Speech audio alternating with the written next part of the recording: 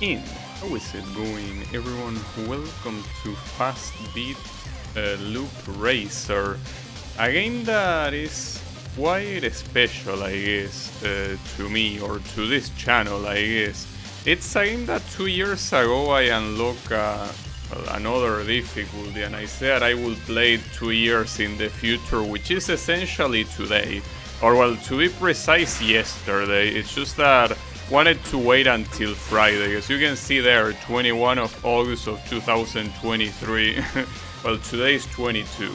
But yeah, I wanted to wait for Friday because last time the hard difficulty, well, hard mode, was hard to beat. So, well, hard to beat is rather that it took a long time in a single stream. So I don't know if I can do it now. I'm surprised multiplayer is first. It's okay, don't worry about it. But yeah, extreme mode. So the thing about this mode and this game in general is that it's not hard at the beginning, it becomes hard later. I already played the first one, but I'm obviously gonna play it again. I don't think I have anything to change here, let's just get into it. I do remember the loading screens being terrible and probably the worst part of this game. And I have a very good... oh, wow, that was fast. It's because I have a good storage system now, I hope. Would be nice. Oh, what the hell? Oh, I see what's happening. That's pretty interesting. Well, actually, this is pretty funny if you look at it. So the game is running at a higher frame rate than it should, because it's not capped at 60 frames per second. So it basically runs at whatever speed. Ironically, though, I'm playing well, relatively. So ironically, it might be a good way to play a game like this that has tracks that are so long, you know? In reality, it isn't, because some tracks are very precise. Game almost won, though. Not really. Okay, that's not gonna work, so that's very fucked up. I actually know how to deal with this, though, but very annoying that I have to do it. Basically, you gotta do it from NVIDIA control panel to make a game run at a very specific frame rate. Thankfully, this thing has... well, it's a relatively generic name, but it's fine. So I need to find this one. For this one, set 60 frames per second, and the game should work fine. Promise that I have to probably reset this, I wanna believe. That's pretty funny. Yeah, let me reset it just in case. Yeah, I press Alt F4. So I think that even when you close the game normally, it still crashes.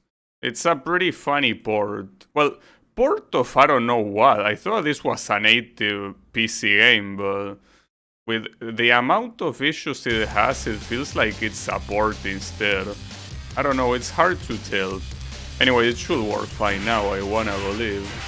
It saves something, I don't know what it saves since I didn't do anything. That's pretty funny. I did read about in the Steam reviews that this, if you have a display that runs at higher than 60 Hz, it will run at double, triple speed, whatever. Is that why the loading screen was so fast? That would be funny.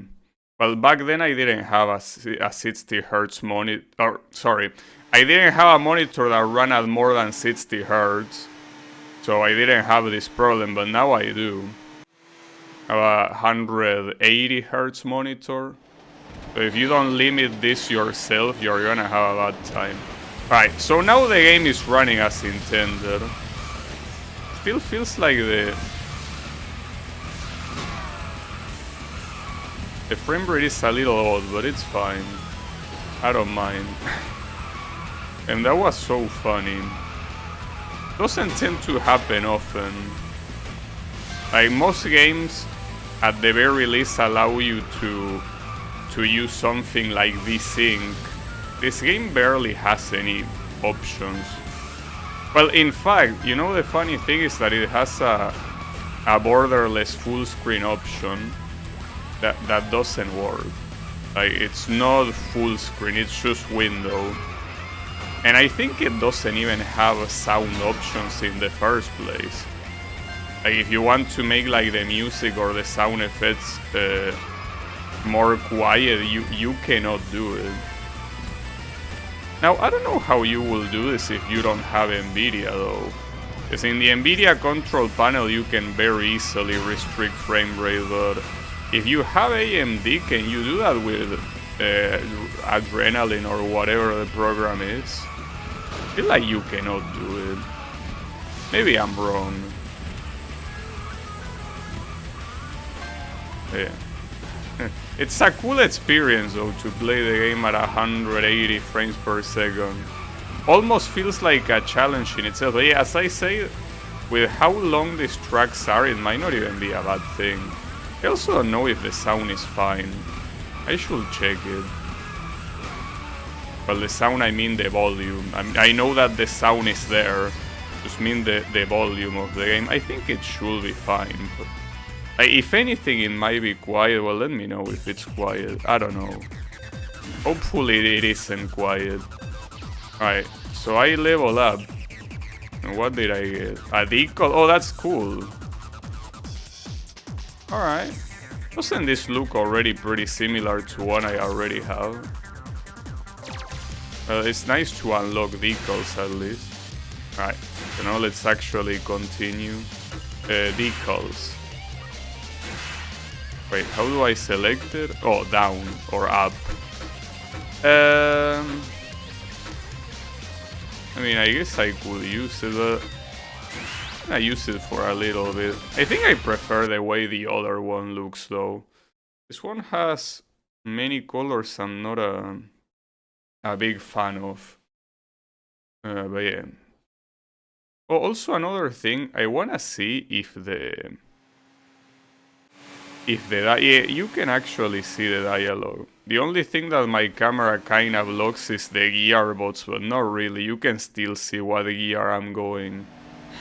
Like, basically it says 135 in the part that I'm looking. Nothing out of the ordinary.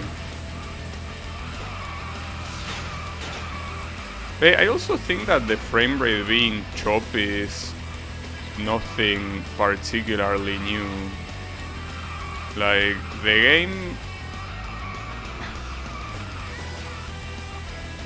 I feel like even when I had my previous PC, it still didn't run super nicely.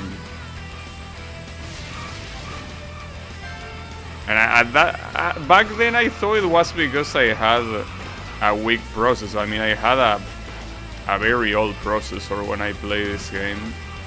Like the classic FX A350, which was already an old processor when this game released. Apparently this game released in 2000. Well, I guess the original is from 2013, but the PC version I think is 2018. But you can say that it was new when the original one released, I guess. Oh, gotta be careful. Some races will take a very long time to beat, and it's exactly a reason why I wanted to play this on Friday, because if there's gonna be tryharding to do, it will take a while. Wait, it says Flat Boys on the decal?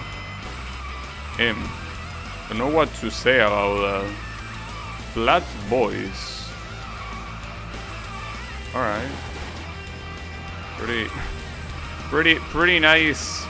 I don't even know what it is. Is it a brand? Or why would you name yourself Flat Boys, I wonder? It's fine. Maybe it's something that sounded better in the designer's head. The Flat Boys. It's fine, don't worry about it.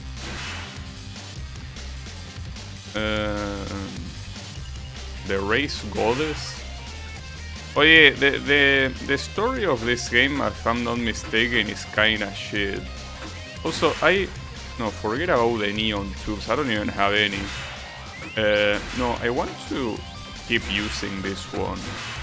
I don't like that other one that much. I mean, I don't want to be seeing flat boys, if it's possible. I think the loading is not that much different, really. Regardless of the hardware you have, I think that the loading will always be... Well, it's probably worse on a hard drive. I don't know, it's been so long since I use a hard drive, I wouldn't know.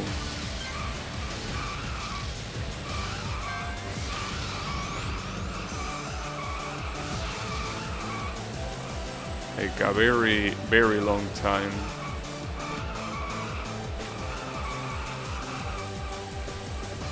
Actually, probably around 2000. No, hold up. Well, it's been a long time, but not as long as I thought. I think the last time I used a hard drive was probably 5 years ago. Or 6. Wasn't that long ago. It was like, I don't know, 10 years ago or more, but no. I can tell you that using a hard drive with any modern Windows operative system is trash. You don't wanna do that.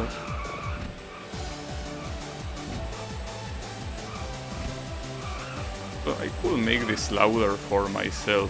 I don't know if I can make it louder for you though. Talking about the game, of course. Like it will be a little bit overkill, but it's hard to tell. Then again, it's not like there's much to hear. I mean, you have music, I guess. But you have the sound of the drifting as well, which is always nice to hear. I guess the sound of the drifting can drive you insane very quickly. I should saw one of my opponents say you. The you is the name of the character. So it say you as in me. No, it says you as a name. Supposed to be a Japanese name. Oh, that's bad. Actually, yeah. And bad corner at the end made me lose. And that's the biggest problem about this game. That you lose and you have to redo the whole race. I mean, that's not the problem. The problem is that you can, like, if you know you're gonna lose, like if you know that it won't be enough for you, you cannot reset at any point. In fact, I don't think this game even has a pause button. Like if I press start, I don't know, maybe the game will crash. Will be. I think nothing happens when you press start. It's just basically nothing. It's one of those games that lacks so many basic features that it's pretty funny. Yeah, start doesn't do anything. So, regardless of the fact that you cannot restart, it's the fact that you cannot pause, like... Well, obviously, if you need to do something important, you will do it in between races, you know? Okay, let's say that, I don't know, your cat is, you know, jumping in your desk and you cannot make it stop. Like, you will lose that race. Though, if you keep your cat close to you when you're playing games and you haven't trained it to not do that, that's your fault more than the game's fault, but yeah, it's fine. Will be worse. So I really like the way that flare on the sky, well, that obviously represents the sun. I like the way it looks. So my drift right now are sucking many balls. My drift right now are less than ideal. Uh-oh. Ah, that sucks. Well, at least it's not bad that they overtake early like this, so I can overtake them later. Though there was one corner that fucked me over at the end. And it was right at the end. It was when the countdown already started. The countdown of distance started. It was around here. Yeah, it was that one probably. It definitely was that one. Okay, I'm on the lead. Okay, I win this. It's only for us. And that's the fucked up thing about the game, that you can make one mistake like that. Or rather, no, let me rephrase. Nothing that you do in the race matters until you reach the end. Wait, another decal? Okay. Not sure if I'm a fan of it either. I could use it, I mean, just to try it. But wait, why did I get a decal? I didn't level up. I thought you only got decals when you level up, but apparently no. Wait. Oh, it's here. Or maybe it's the same one as this one, but in a different color. Maybe it's related to beating these races. Like maybe every single race will award you with a decal. That will be interesting. I don't know. Well, that's at least a good how's it called? Incentive to play extreme mode. Oh, yeah, this decal, I'm afraid no thank you. I mean, the other one that has the exact same, like, how do you call it?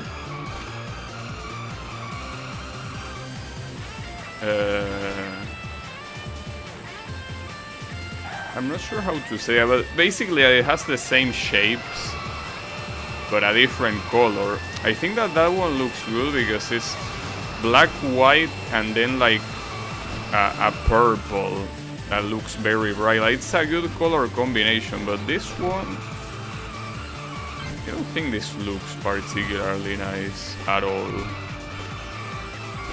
But it's fine. So this configuration that I'm running with, I'm thinking that it might be the best one, but maybe it isn't the best one.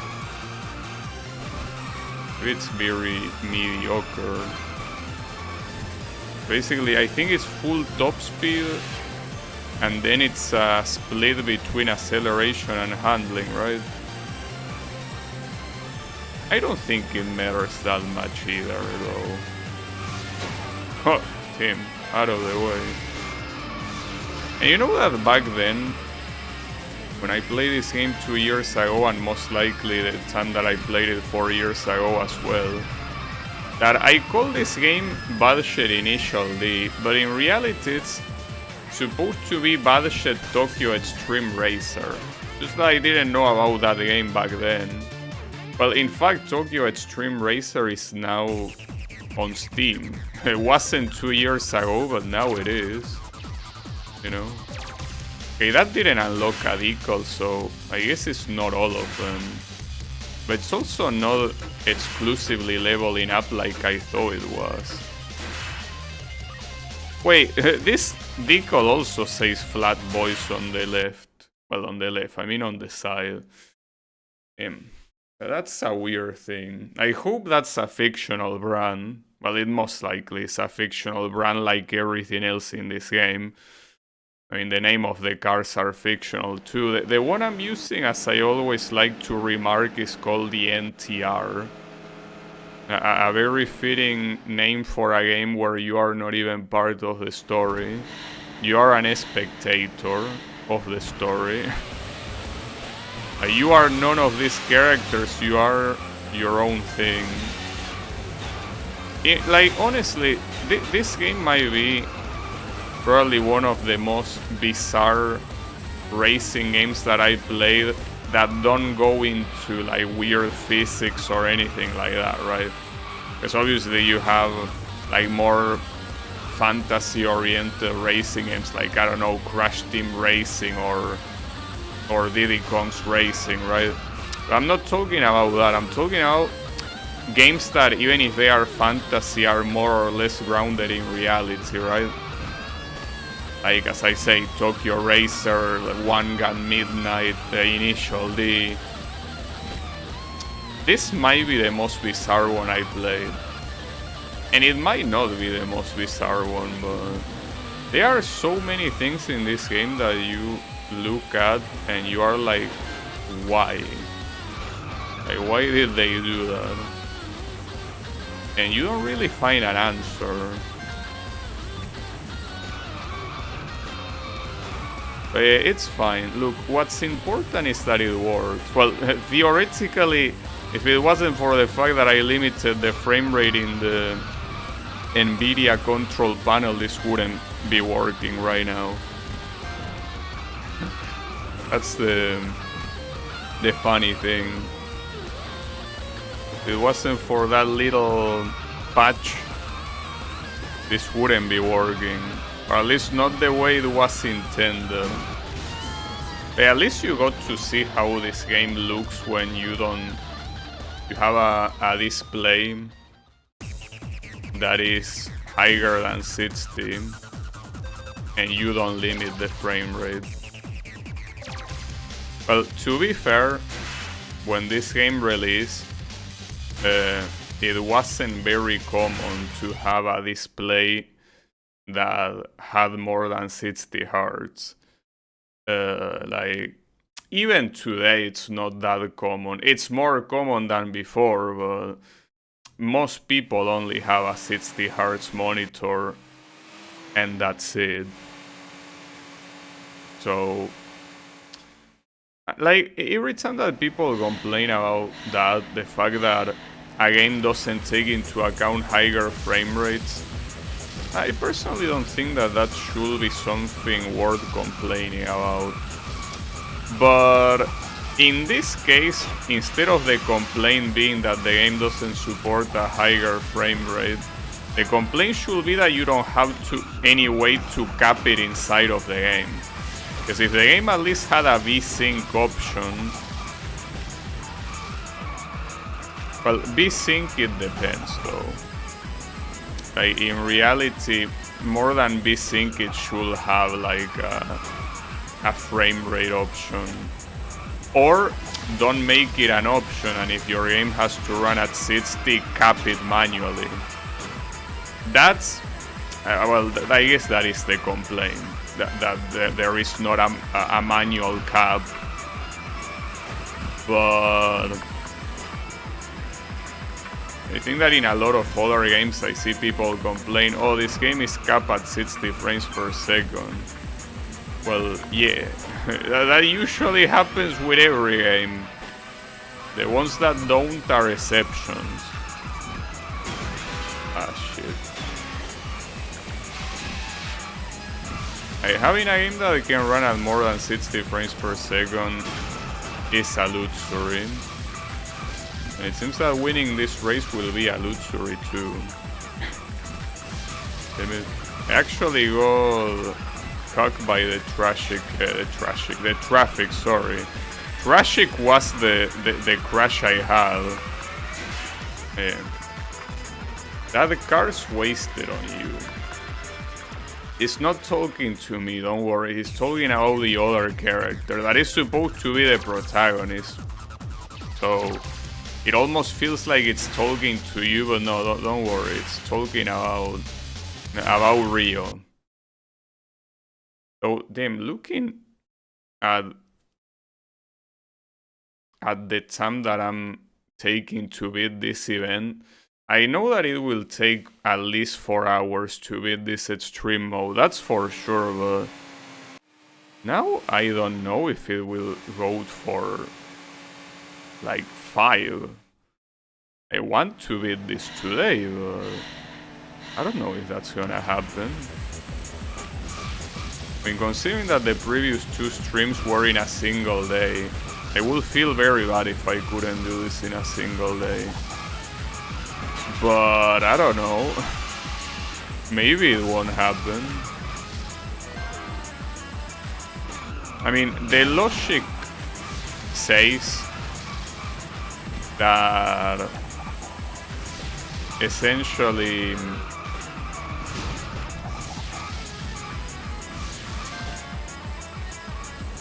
if this is harder than the previous mode, and the previous mode took me 4 hours and a half, I think, to beat, the sheer logic says that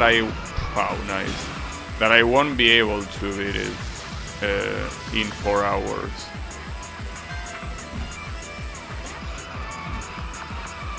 I also might be playing especially badly though.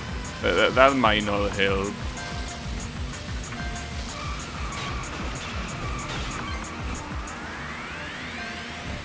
It's not like in this game. The game is not very complex to play, quite the opposite. It's kinda supposed to be foolproof. I guess you can get a little bit creative with the drifts, but not that much. Is this guy gonna win again? We will see. Oof, that was close. If I was a little bit more to the left, the track would have stopped me. No, I wasn't. Also, pretty interesting that it's like there is a frame in the game that is not even properly lined up with the window. So you have a little edge on the right side. And I look at the VOD of the 2 years ago, and that's there. It's not like I'm doing something wrong now. There are so many things of this game that are not done properly that just make it so funny to me. At least I'm glad that I purchased this game back when Steam prices were extremely cheap. I don't know how much this game even costs right now. I didn't check. Well, if it's less than $10, I will say that it's worth it, maybe. The problem is that at that point... Wow, also this looks super colorful, holy shit. I mean, it's probably because of my monitor. I don't mean to brag, but this looks very, very colorful. Even more colorful than the previous track. Pretty nice. Hello? I really like the colors here.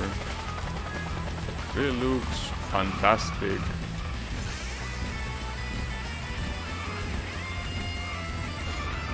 Shame that you don't see the sun like you do in the previous track, but still looks pretty nice. Now, one thing that I don't know if I took into account last time that I played this, but it seems to be very important, is that you can catch slipstream from the traffic too. It's not just your rivals, you catch slipstream from anything. Anything that moves, which is cars, obviously. Don't have anything else that moves in here. So if there is a car, you can draft it easily. But you cannot draft that helicopter. See, that's a little bit too high.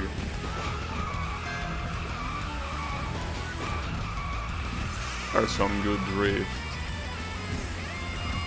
Well, the interesting thing about this game is that, surprisingly for a game like this, it actually supports full analog controls, in the sense that you have analog acceleration and analog handling, which is something that with a game that has so many technical,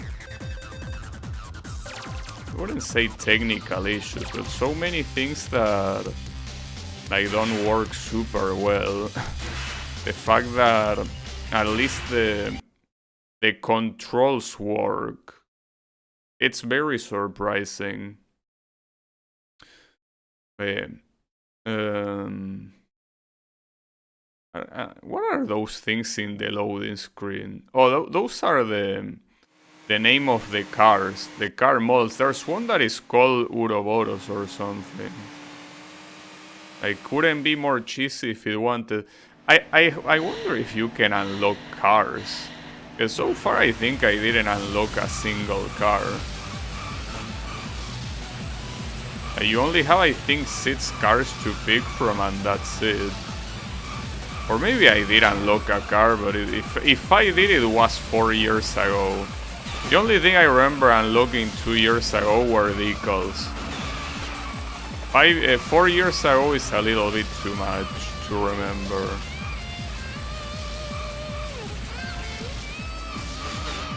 A little bit. Wait, this guy is called Itsuki, just like Initial D Itsuki. That's pretty funny. Well, I mean, it's probably a common name, but it's just pretty funny. Especially because this guy, I think it's supposed to be a goofball too, right? No, it's fine, don't worry about it.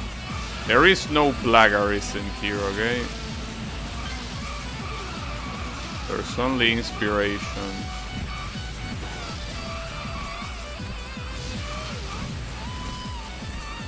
You can see that the way the AI in this game works is that there are some sections where they suddenly speed up, and there's really not much you can do about it.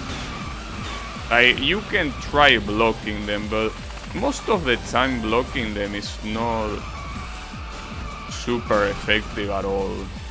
Like a lot of times the physics work very similarly to how they do in Initial D, where if you try to block someone but they are going faster, the moment that they go to your side, they are gonna immediately overtake.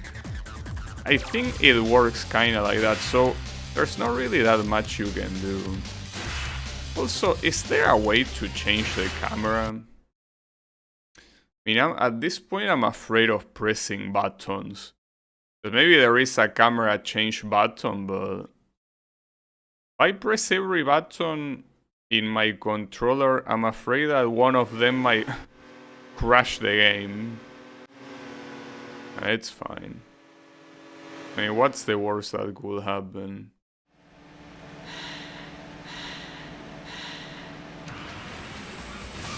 Okay, that changes the camera, it's square.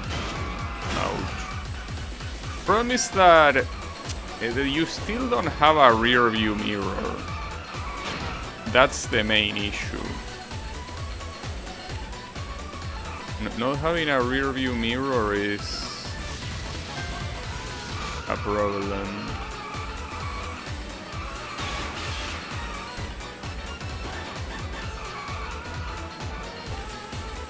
Well, like, you still are shown, like, in the game's UI that someone is behind you. It's not like you're completely clueless, like, where they are approaching from, but the issue is that even then,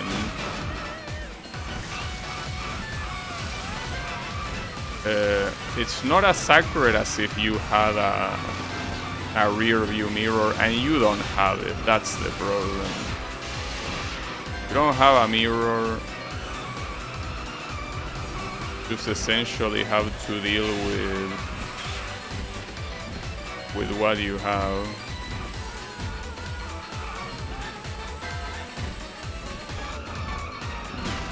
I gotta say, at this This song sounds cool. I don't know if you can hear it very well. It's a pretty groovy song.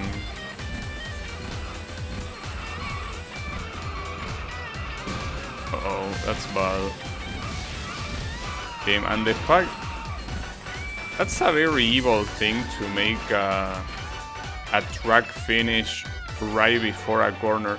Though I think that they also struggle with it. I don't think that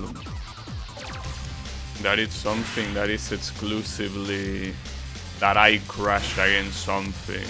Like they do as well, you know. Oh, this guy is back. Didn't this guy get already defeated? I mean, I'm not reading the story. Pretty sure that I already read it and it was very dumb. Whatever. Apparently wait, did they really call one of the opponents the Emperor? Shouldn't you be a little bit subtle when you try to get inspired by Initial D? Just a little bit. Hey, come on, dude.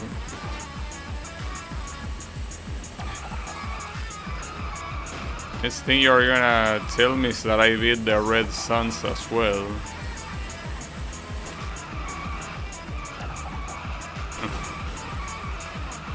It's fine.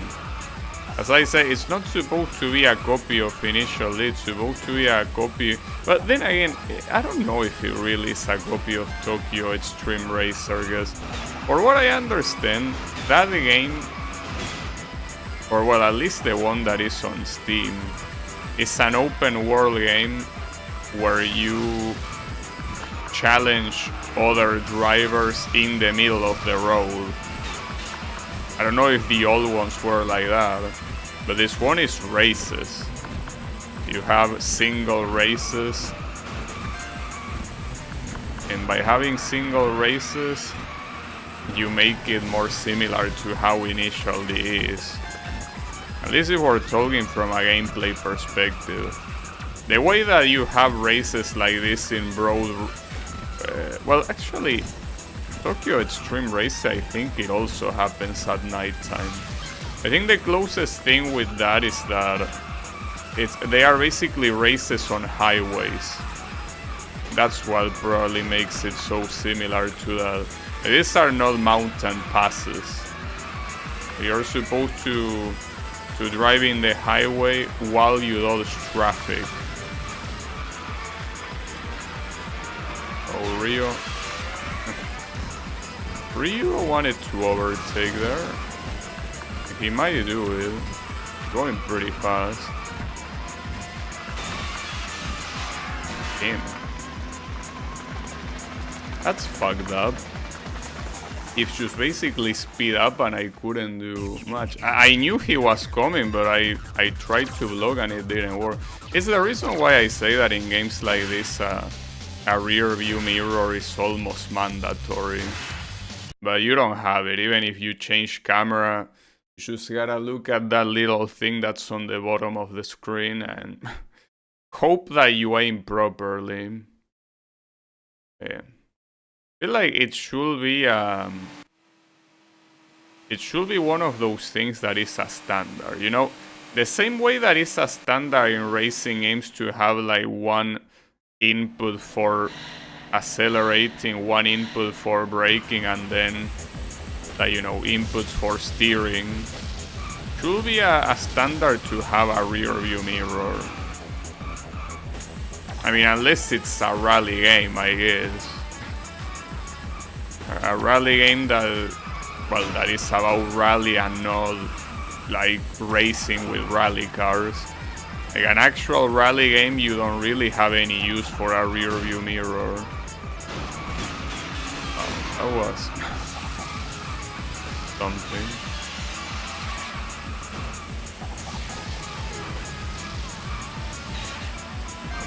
And some races in this game are longer than others. Also another thing, it's not that losing hurts equally across the whole game. In some it hurts more than in others. In some, losing really is painful.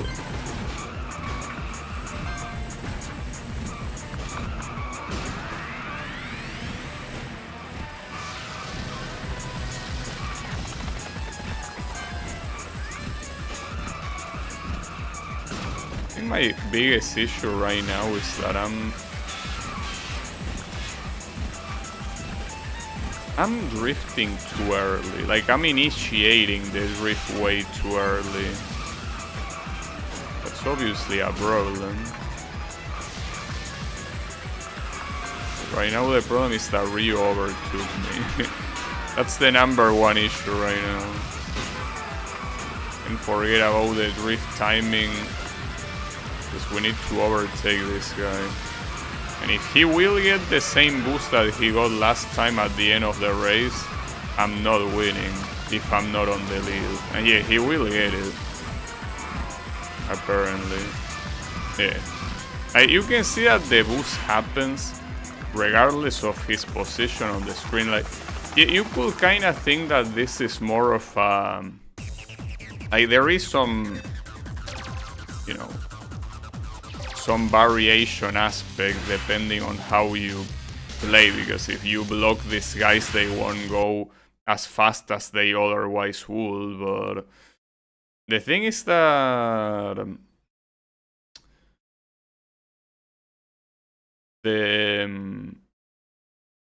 it's pretty much like a time trial. Like, these guys don't really do many different things depending on what you do.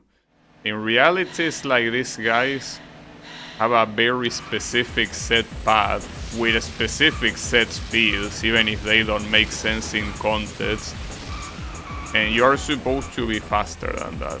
And the only thing that you can do to affect it is blocking them. Everything else won't do anything against them. See, probably one thing I should be doing, and it's something that I'm not really realizing, because it doesn't seem that obvious, is I shouldn't go in the opposite lane, you know?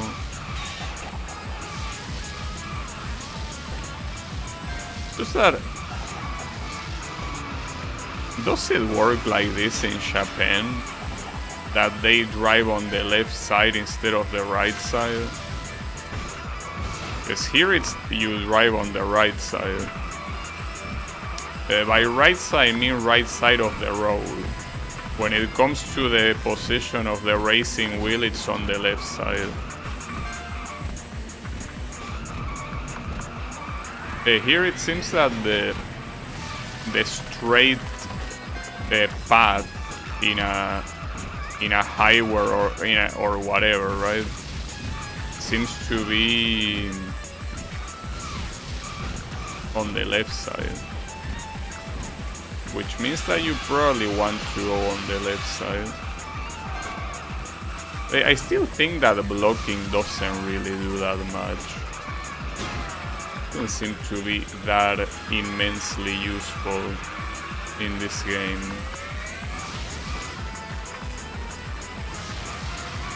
None of this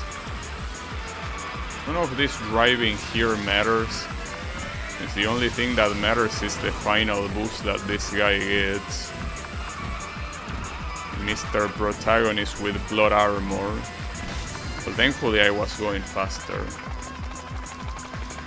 But yeah, I think the fact that I'm struggling with these early events is a bad signal. Because if I'm struggling with this... oh, we got one.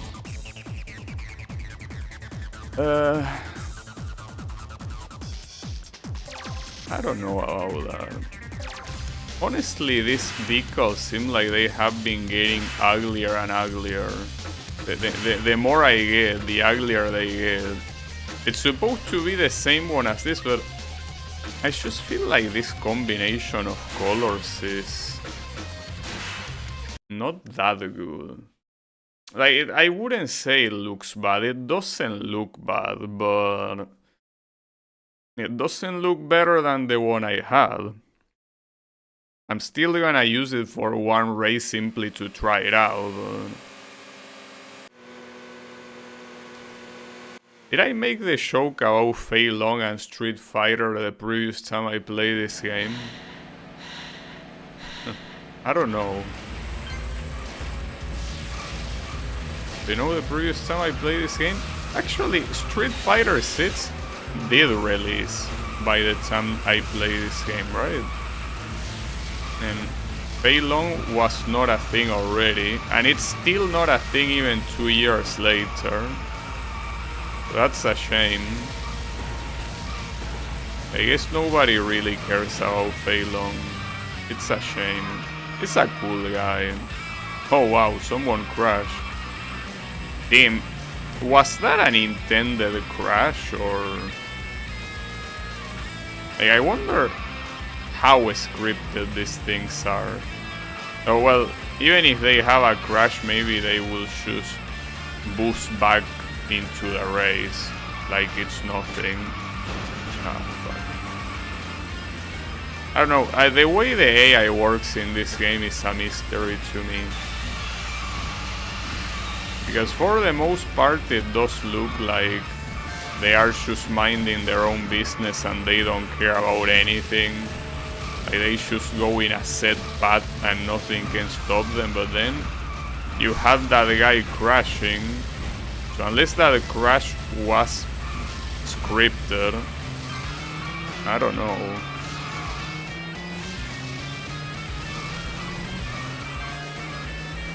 So this guy is going a little bit fast.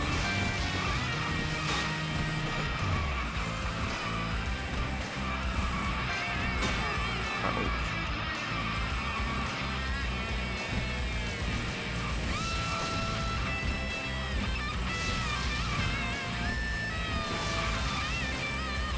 I should be doing fine here, right?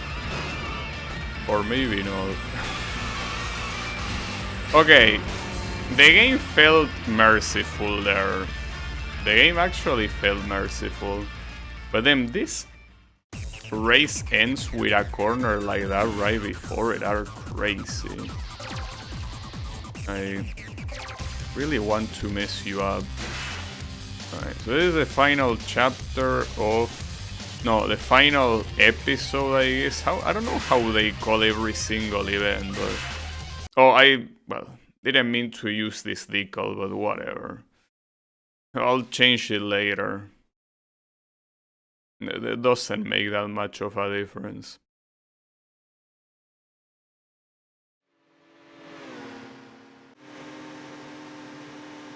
So I think what happens here is that this guy beats you, right? For what I remember about the story of this game is that the protagonist loses his car or something, and then he rematches this guy at the end or whatever. I don't know. I mean, the problem about the story of the game is that, well, regardless of the fact that you are not a part of it, the part that doesn't help is that you're intended to read the dialogues as you are driving, which I'm afraid is not very possible. You know, like, I'm sorry, but I cannot manage to do that, and I don't think most people can manage to do that either.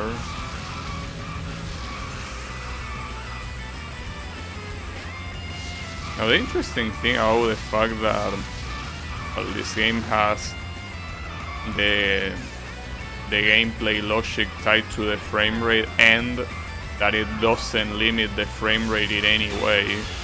The interesting thing about that is that you could basically set the frame rate to whatever you want. So if you want to play in slow motion, you could set the frame rate limit to 30 frames per second. And you will be playing in slow motion. I wouldn't do that though. I mean, the races are slow enough as they are. And I don't really think playing this game slower will make it easier. You probably will have more time to to think of how to get a corner, but wow, okay. Interesting boost.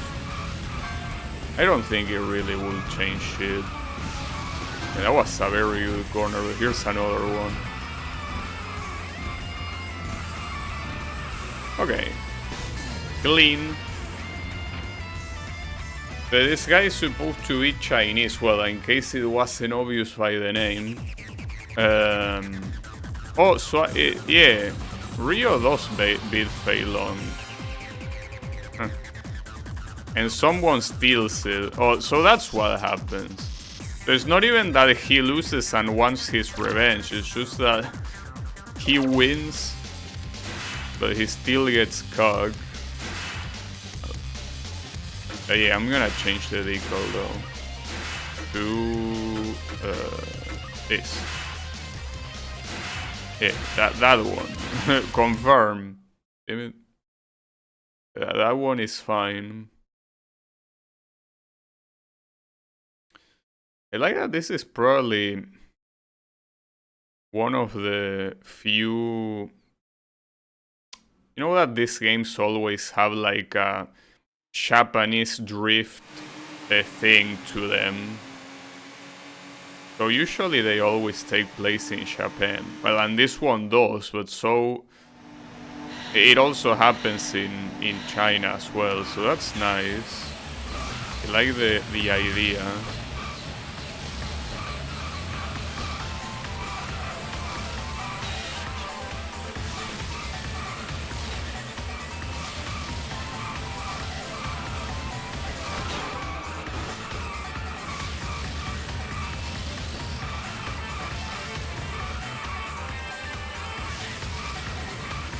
So, why is there a golden bull? Wasn't the golden bull a New York thing or something? So maybe it's also in China. Anyway, which place did it say this one was? Shanghai? Maybe. You know that later on you go to Tiananmen. Pretty interesting. I don't remember if you end up going to Hong Kong as well.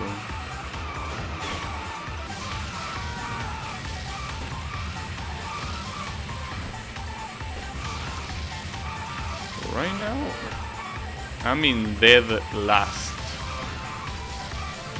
Also, I just realized something. What is that thing that says win streak and battle stars? I'm assuming that that's some online only shit, right? As far as I know, my win streak here should count the previous race. I'm assuming it's only for online or something. I even doubt that the online in this game works. That was very bad. Damn it. I think I wasn't the leader a single time in this race. That's worrying. Not even once. Well, I do remember that in a lot of these Chinese races, I remember retrying them over and over again, but not this one in particular. I remember it happening later. That there is one race that took me like 10 attempts. And 10 attempts doesn't sound like too much, but they are 10 full-length attempts. That's the issue. 10 attempts on races this long is pretty much like more than half an hour worth of attempts. I don't think this one was one of them. So there's something I don't understand. Why is this guy Chang in the race? Like, he's not even in the dialogue. You have the girl in the dialogue. You don't have Chang. Oh, never mind, you have him as well. Okay, my bad. Is that if I already start like this? think I'm gonna go very far. And I keep making the mistake of going to the wrong lane. Though, to be fair here, the one that is the straight lane is the right one instead of the left one. So it's easy to mix it up.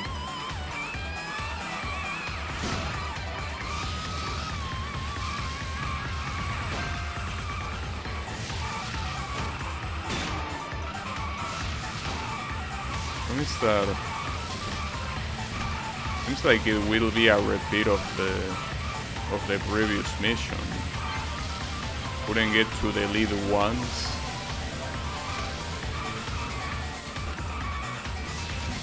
This guy, the protagonist, is just going extremely fast.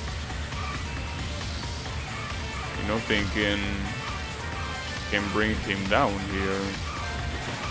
And look at the fact that I'm constantly on his slipstream.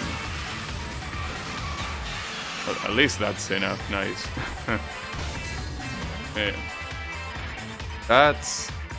Well, you can see the time that it takes to do a single race is around 2 minutes. Some more, some less, but it's pretty much 2 minutes.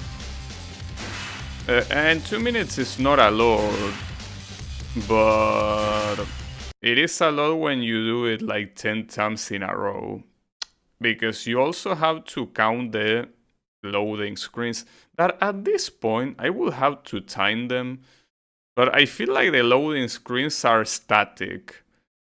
In the sense that they are not loading anything. Like they are just loading for the sake of loading. And that might sound ridiculous, but that's one thing that very bad developers can easily do.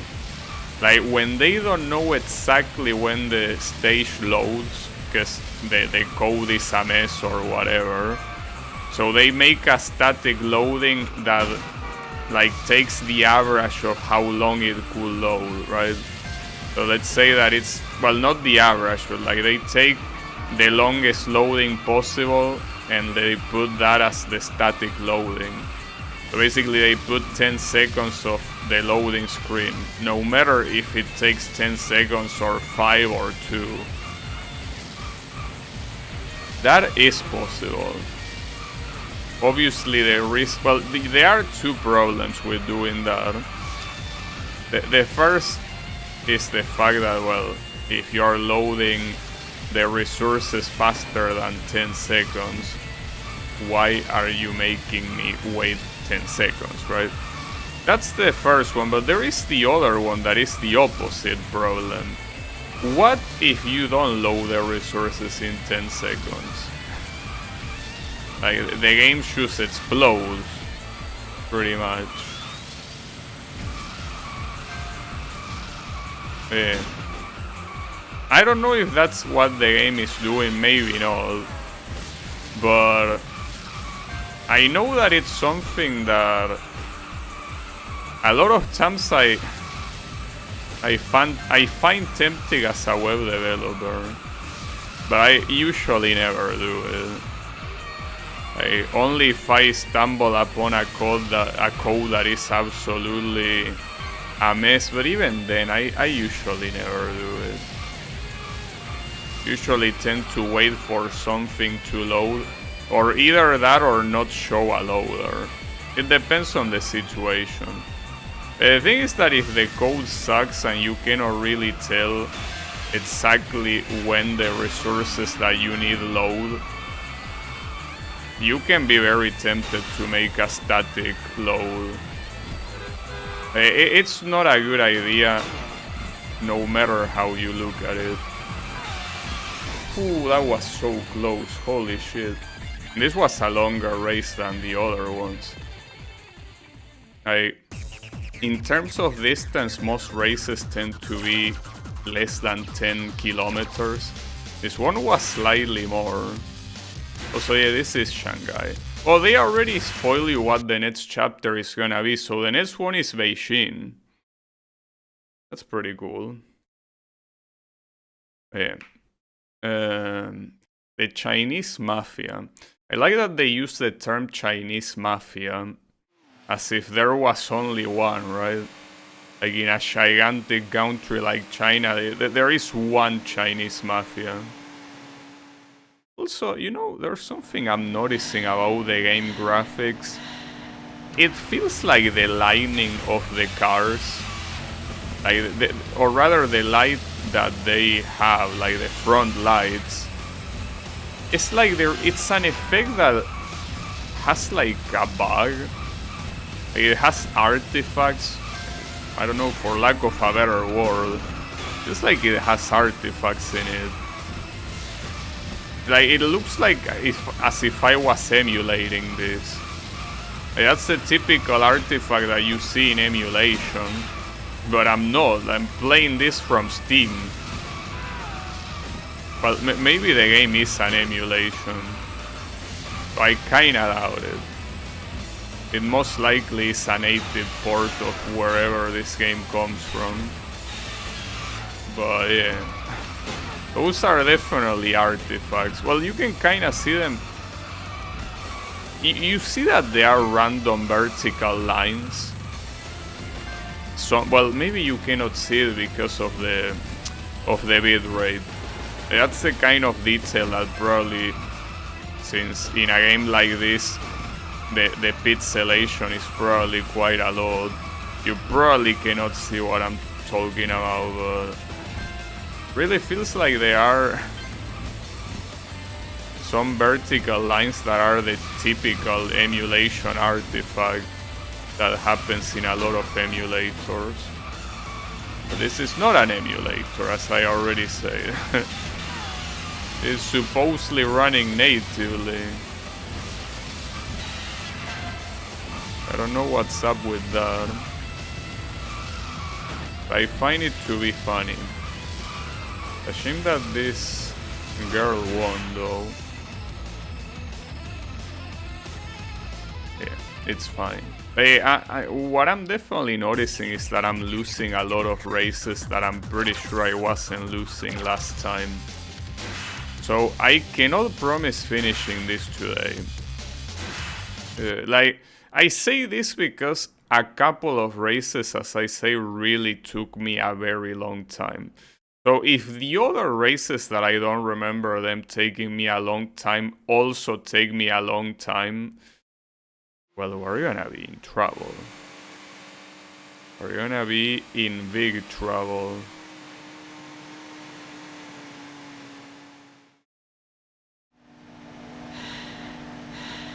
So you will think that these people that have problems with Mafia and all of that will probably try to resolve things, you know, through different methods than racing. Yeah, I guess not.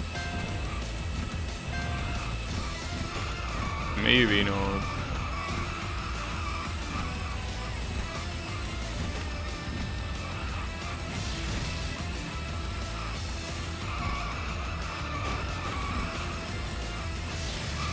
They will probably use more violent methods. But it's already a little bit violent to be, you know, doing illegal races in the middle of a highway with other, you know, random civilians, innocent civilians being involved. But, you know, if we're talking about the Mafia, I will be thinking of, I don't know, guns.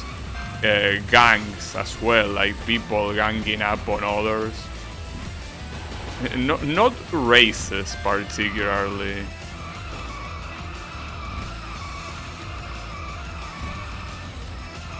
Hey, that's fine.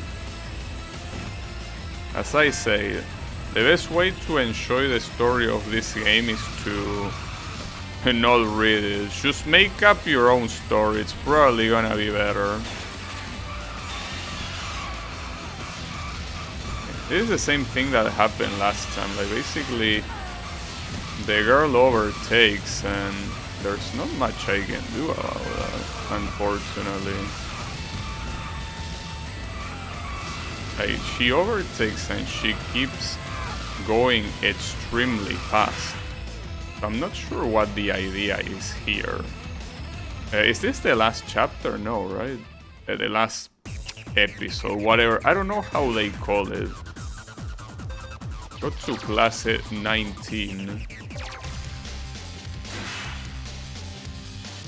No, well, I could do the other ones, but the idea is to do them all, you know. I could also change the configuration, but having full acceleration is not suddenly gonna make you go faster. Like, acceleration doesn't mean you go faster. It just means that the corner exit is gonna be faster. And that's it. And if you have an accident, you can recover faster as well, but I don't think that will help you here.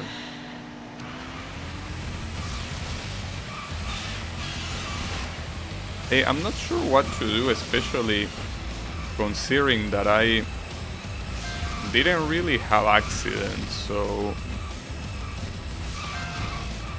obviously the idea could be to block the girl from overtaking, but as I say, you cannot really block even if you want to. Doesn't work that way in this game.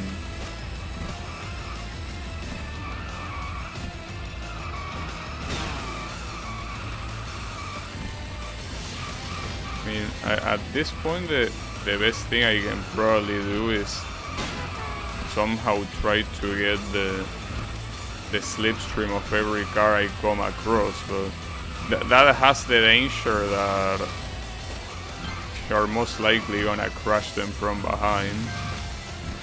You don't want that. I don't think it matters. I think that Jamin is basically just gonna overtake in that specific spot every single time, and there's nothing you can do about it. I will try to block, but I cannot make miracles happen. So just come in here. Right, like, you cannot block it even if you want to. There is no chance. You know? And she gets so far that you cannot even get the slipstream. She gets to a speed that is so impossible that there's nothing you can do about it. Alright, maybe I should put acceleration, but I don't think it's gonna make a difference. I mean, it's the only thing I can do. There's nothing else you can do aside from changing that stuff. Like the car's tuning. You change it here. Well, in reality, I thought it'd say acceleration. No, it's called aerodynamics. So this probably is talking about slipstream. Because if it is slipstream, that's a different story. If we're talking about slipstream here, it means that it will affect overall speed. Just that aerodynamics is such a shitty name for a stat. Like, that's such a generic term. Anything is aerodynamics. Whatever. Maybe it is acceleration and it's badly translated, I don't know. If it is about slipstream, well, theoretically, the way slipstream works in this game that is super exaggerated, it might as well be acceleration. Because it gives you a brutal acceleration. Problem is that, as you can see, the handling gets affected. So you need to do the corner slower, most likely.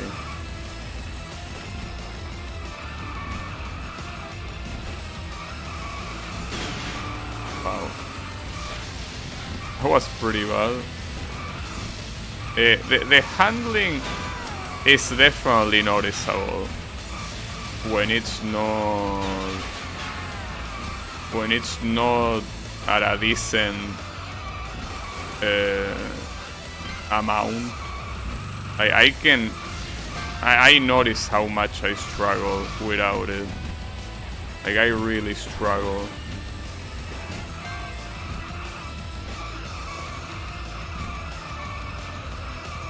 I will say maybe not so much in drifts, because you obviously notice the difference in drifts, but if anything you can time them differently. Wow, that's fucked up. Well, you gotta keep her there, because if she overtakes, it's over. I tried to keep her and I couldn't. The interesting thing is that Fang is now part of the fight.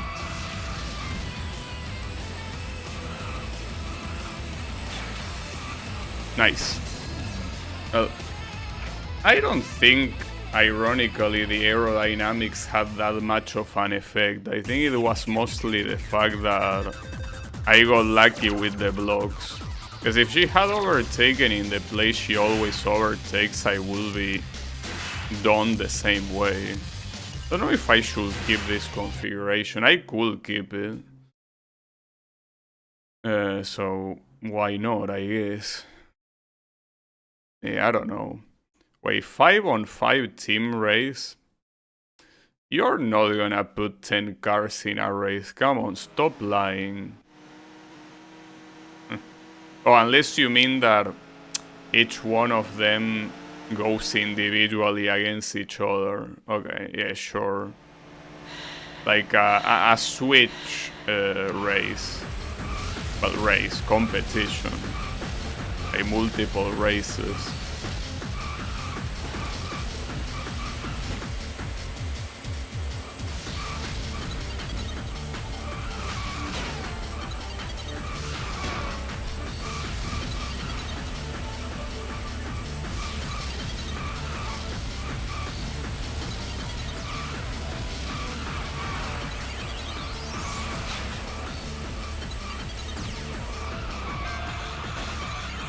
Promise that, as I say, not so much in big corners, but rather in the small ones is where the lack of handling is the most noticeable. That you have to do very exaggerated maneuvers to even be able to not crash against things. Okay. Oof, that was very close.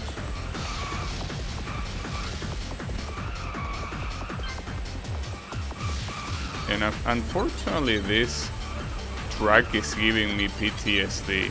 I think this is the one track that I struggled for a very long time. Not this particular race though, because I remember the opponents were other ones. So I might struggle here too, but the thing is that this is definitely the track that took me a lot to it.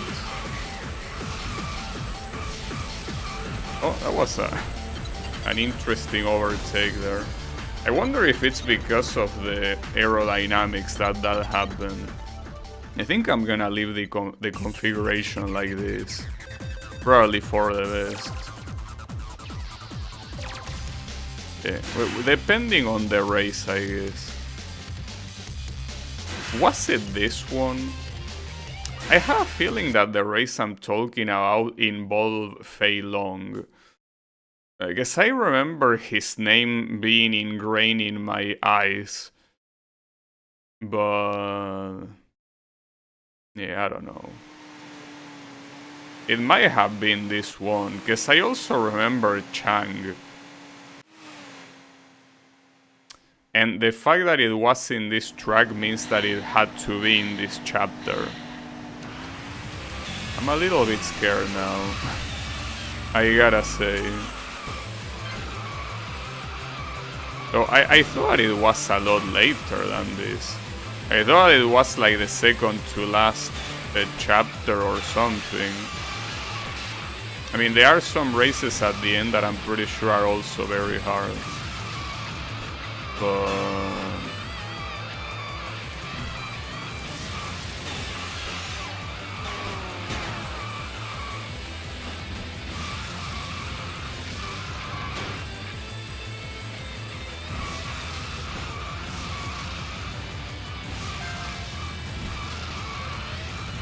That was weird. Why do you put like a sign there when the this is the real corner you should have put a sign for. That's a very long and hard corner.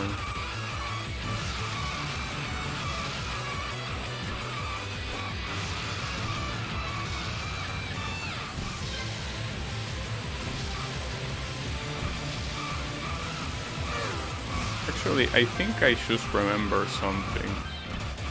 This game has 8 chapters.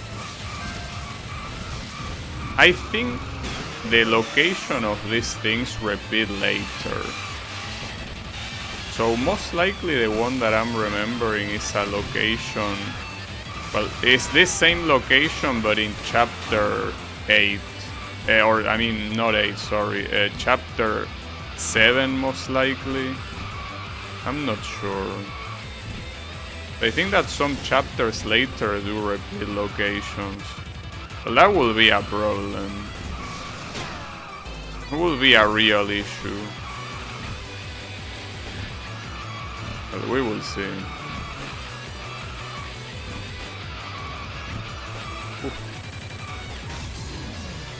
Yeah, so that means that if that is the case, these early losses are definitely not a good thing at all. These early losses are bad, because the real problem is not even here. What did I get?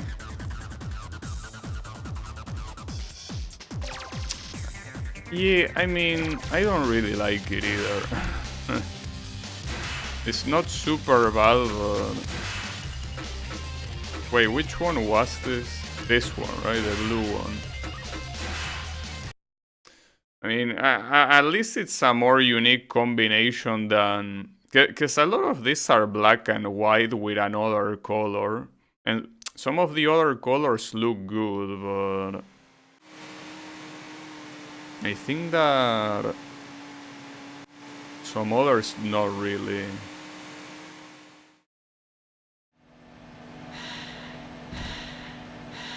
But I'm not comfortable reading flat boys. It wasn't before and I'm definitely not now.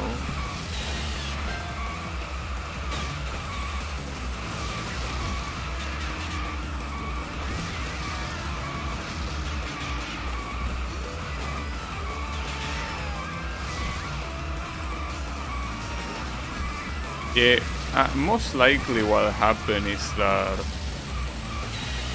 fateful race that I'm describing is from chapter 7. We didn't even get to the hard stuff yet, and the struggle is real. The extreme might be indeed extreme. Might even need more than one stream to beat them. We will see though.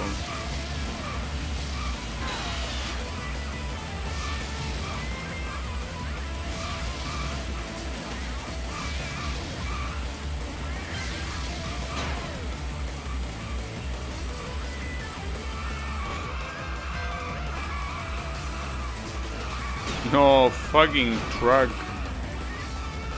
Why do you have to do them? The thing is that the way you see the corners is not really the way the road is designed. Like, a lot of those corners have those arrows that essentially work as a wall, but in the actual road they are supposed to be open. They are an open part, there is no wall in there. So basically the traffic goes there because, you know, it's supposed to. Alright. We go to Beijing. So yeah, I think that what I mentioned is indeed what happens. And I got another decal. So it seems that extreme is essentially what makes you unlock the majority of decals. Yeah, so most likely it is the way I say, that they essentially repeat the locations later.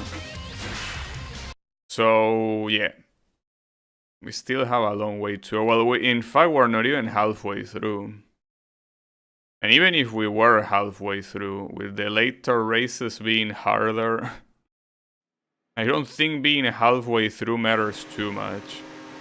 Now we are in Tiananmen. Well, I think that you go through Tiananmen Square here. Yeah, like you can see a picture of Mao in the wall. It's supposed to be the classic Tiananmen Square location. I'm surprised they included the picture of Mao. Nice. Pretty cool.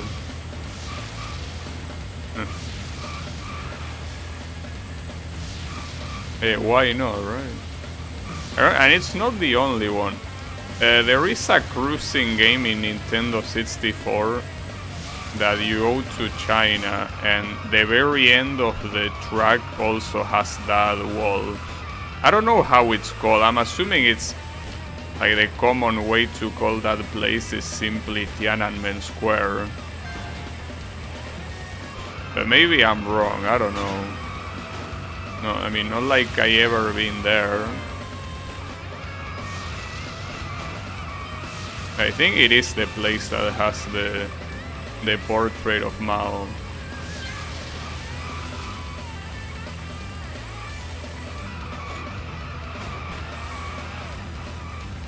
And here is no exception.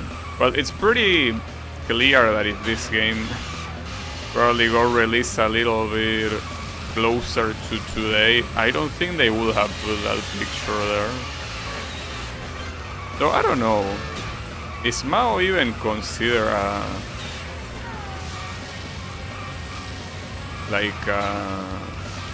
what's the word? Like, I don't know. There is a word for what I'm trying to say, but it just doesn't come to my mind.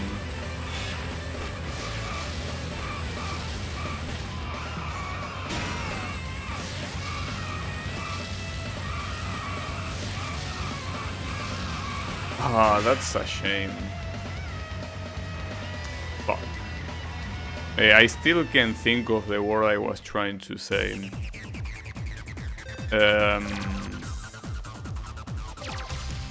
Essentially questionable, right? I don't think it's that much of a questionable figure, is it? I don't know. I mean, compared to other leaders in history, I don't think that... Okay, the word is controversial. That's the word I was looking for.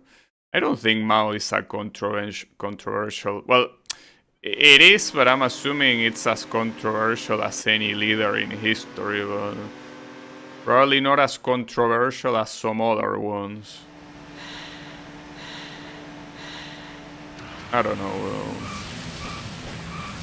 though. Not like I'm an expert at Chinese history.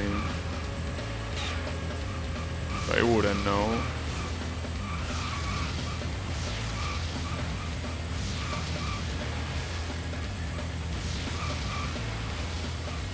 But in fact, Chinese history is, well, very long. But I don't think I know anything about it. I know is that Mao was a leader that is considered like a super important person for Chinese history, which is the reason why they have that portrait up there. Well, for what I've seen,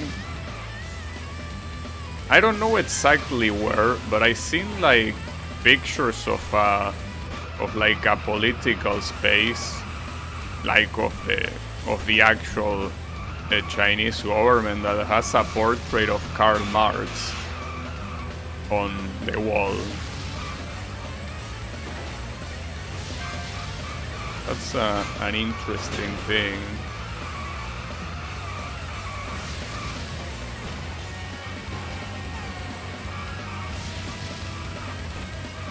My Rio is still behind me, but not by much, it seems. And the other guy also wants a piece. That's a very hard corner though. I didn't do it that badly there. This guy can still overtake, it's not over yet.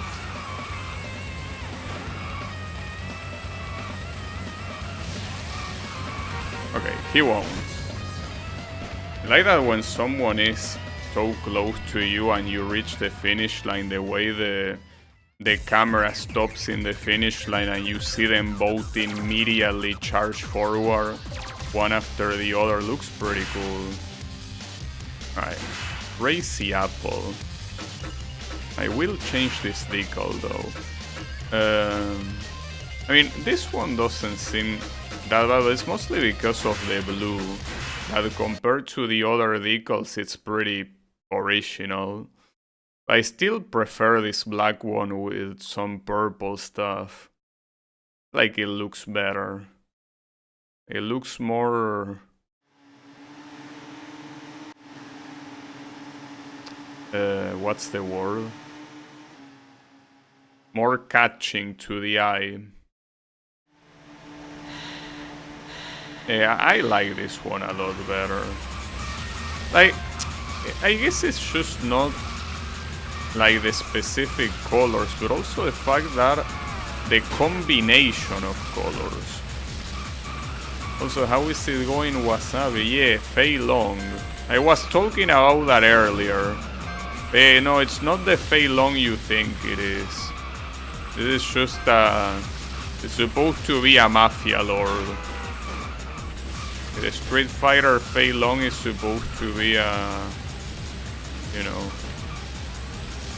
supposed to be a respectable member of society, you know. Well, I think. Well, it depends. I think the animated Street Fighter movie had Fei Long as a villain.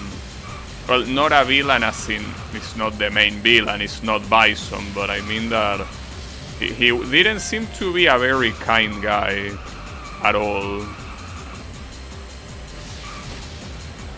So yeah. I don't know. Ooh, nice drift. Okay. It was a very short race as well. Yeah. 1 minute and 19 seconds. It was relatively short. Yeah. You know that I couldn't ask anyone if the sound is fine, so is the sound fine? I know it's not loud, but it could be very quiet and I wouldn't know. You know? It's fine? Alright, thanks. Because yeah, this is a game that I played once every 2 years and I don't save the configuration that I use. Apparently I played once every 2 years. Well, if this is the last difficulty, it will probably be the last time I'll play it. I mean, theoretically, if you really want to, you could replay it with other cars. It's just that in a game like this, I heavily doubt that the cars have different handling or anything like that, you know. They most likely don't. But they could. I don't know.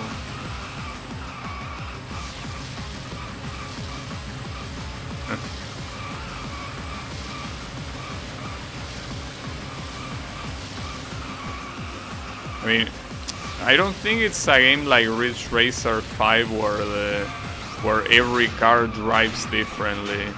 I think here the only thing that changes the driving are the stat points that you assign, and that's it. And the rest is purely visual. I might be wrong though, because I never play with any other car that is not this one. Not like you can either. I think that once you create your profile, you are like locked to that car. If you wanted to use another car, I think that you gotta start from the very beginning. You gotta progress from scratch. So there also doesn't seem that much of a reason to do it.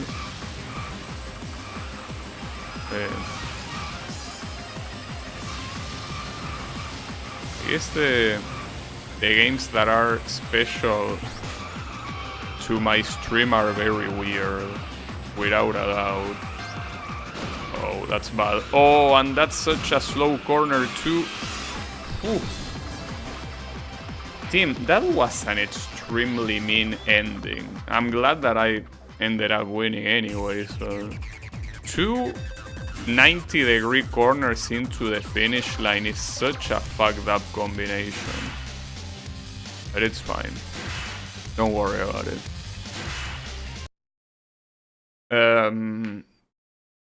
But yeah, it's definitely to me one of the iconic games that I have on this stream. Maybe I should pick better games to have as iconic though. Because the other iconic game I can think of is Wings of V.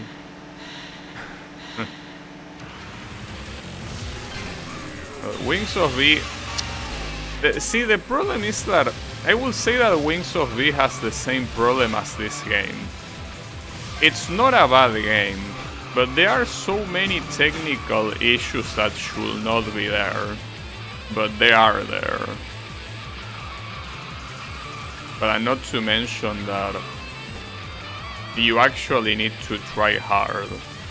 Like, they are not a casual experience at all. Like, for example, well, at least so far, the playthrough that I had of Gran Turismo 4 is very casual. Like, I can relax and race, and unless I put challenges to myself that are very hard, it's not hard to play the game, and it's a relaxing experience for me. So...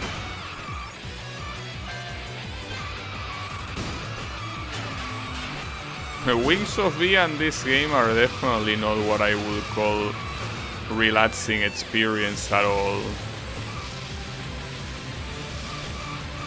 I think that can also make them even more iconic, you know?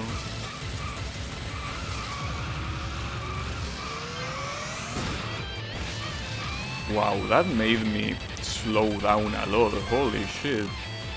Didn't think that corner was gonna be that messed up, but I guess it was.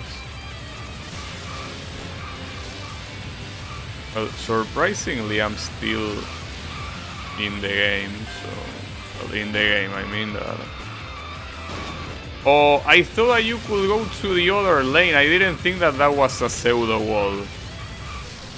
Well, pseudo wall, more like a full wall. I say pseudo simply because it doesn't look like one.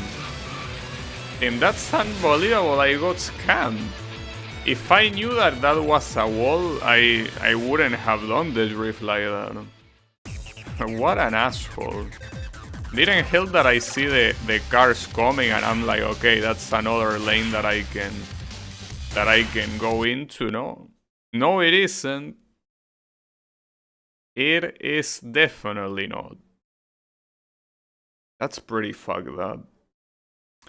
And it's whatever. I mean, this race didn't really seem that hard. Because if I didn't have all those accidents, I would very easily win over these guys. So that's not a problem at all.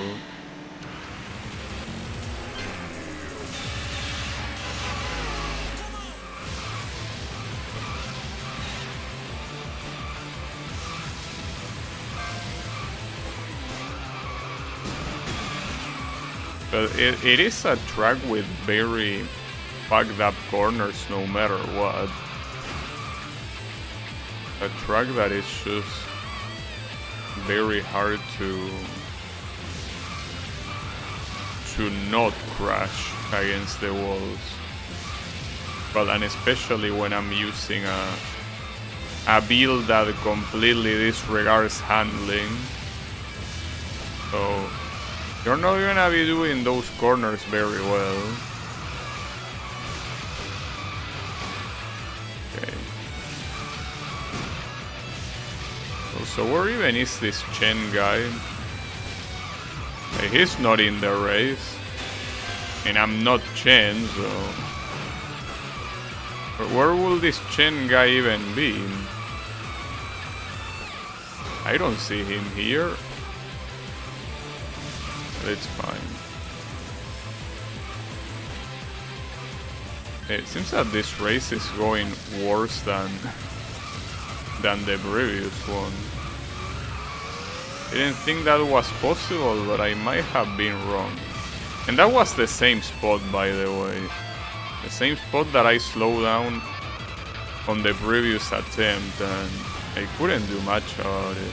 But the thing that can make a difference is this corner, since I now know that it's a lot less permissive. It's still very hard to do it without crashing against the wall, though. And Chang here, fucking asshole. Okay, that was a miracle, that he didn't overtake anywhere in that corner. That's crazy. It worked, I'll take it.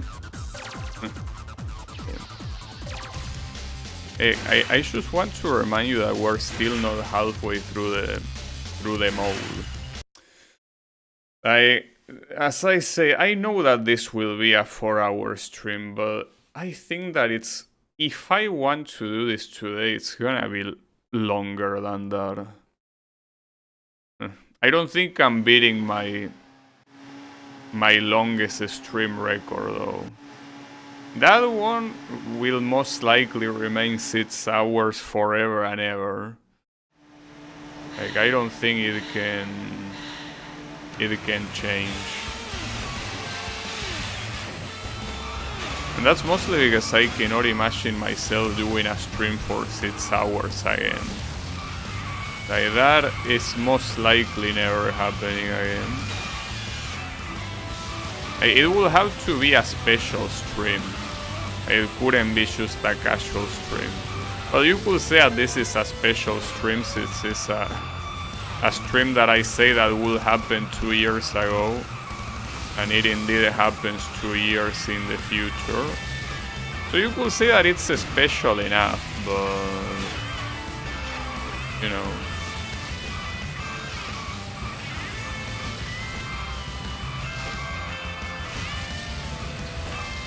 Still.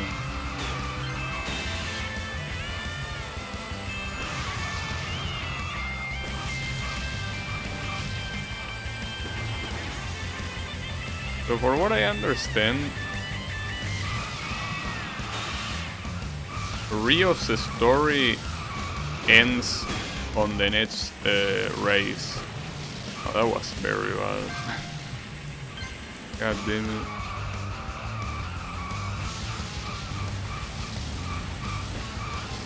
So my story is gonna end here if I cannot win. So come on. Pull it together. That was a nice drift.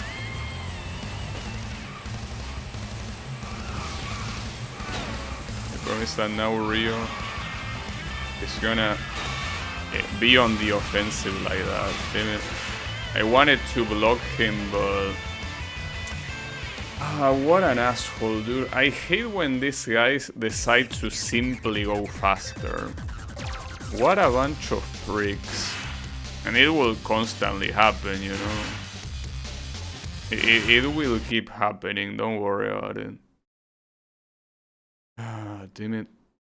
Well, Fei Long is not the only name that...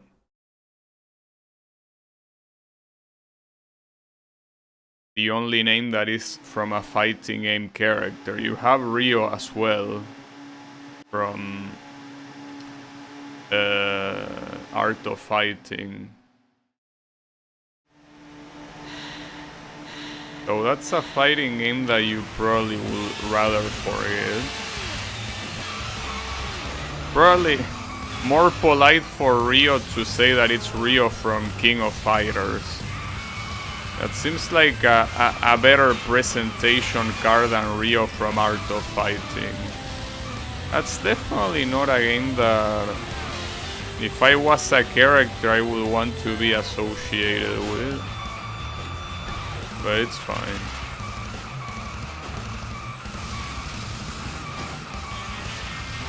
It could be worse. Just that it's still pretty bad. You hate Art of Fighting, but you want to become the king of fighters? Well, the problem is that despite the name, Art of Fighting is quite the opposite of a state-of-the-art gameplay. I'm pretty sure that Art of Fighting was already obsolete when it came out. Forget about years later when fighting games obviously became better and had way higher standards than whatever the fuck Art of Fighting wanted to do. That's a Dan Hibiki quote. And why would Dan say something like that? That doesn't seem very in character. It's probably a quote from from Capcom vs SNK, if I had to guess. Oh, that's bad. No. Oh, wow. I went to block Rio and the other asshole was the one that overtook instead. This is gonna be so painful, dude. It's from Alpha 3, really? Huh. Well, in that case, I will have to say again that that's a very weird quote for Dan to have. Hey, come on. Dan usually doesn't talk like that. It's fine. I mean, I'm pretty sure that the alpha games have a lot of weird shit that probably got retconned later anyways. Well, when we're talking about retconning, Street Fighter is probably not the king of fighters, but the king of retconning. Well, of retconning and reviving characters. So you can say that about any fighting game. The thing is that fighting games, the thing that makes a fighting game are the characters. So if a character dies in the story, not having that character playable seems like a mistake. But I also think that it's a mistake is trying to have the character resurrect in order to be part of the main story, instead of just doing a side story with them or something like that. Like, it's not like you're forced to use it for the main story if you don't want to. It's not necessary. It seems that a lot of fighting game stories want to do that no matter what. And yeah, at some point it becomes a clusterfuck. Not to mention that death basically stops having any meaning, you know? Essentially dying doesn't mean anything if they are just gonna be brought back to life.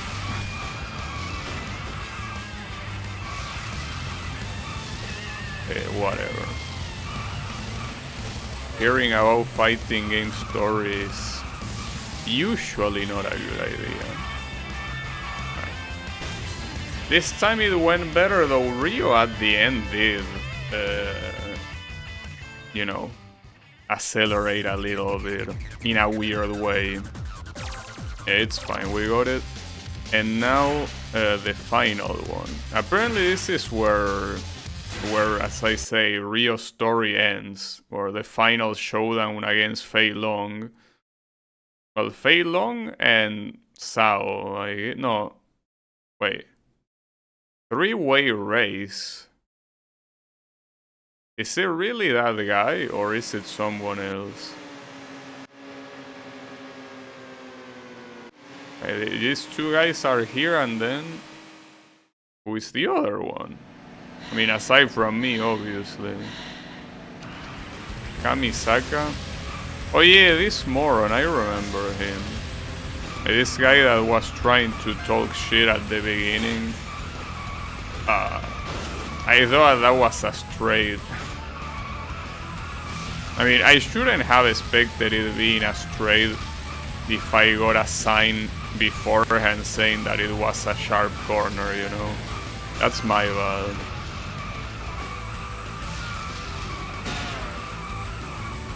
Alright. Was a bad start, but they are still. That was actually very bad. Problem is that having 3 opponents is very messed up. Because if it's only one of them that tries to overtake you at the end, it's whatever.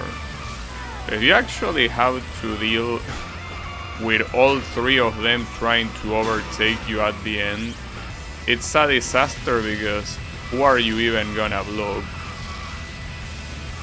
You cannot block all 3 of them. You will have to pick one. Basically get overtaken by the ones you didn't pick. But that doesn't seem like a great idea, honestly.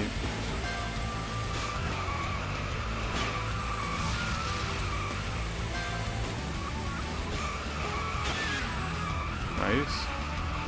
That was a good block. That's the issue. Look at the distance that they are at. That was bad. The issue is that they are all pretty much at the same distance. Which is obviously very bad. But now we have that guy overtaking, but...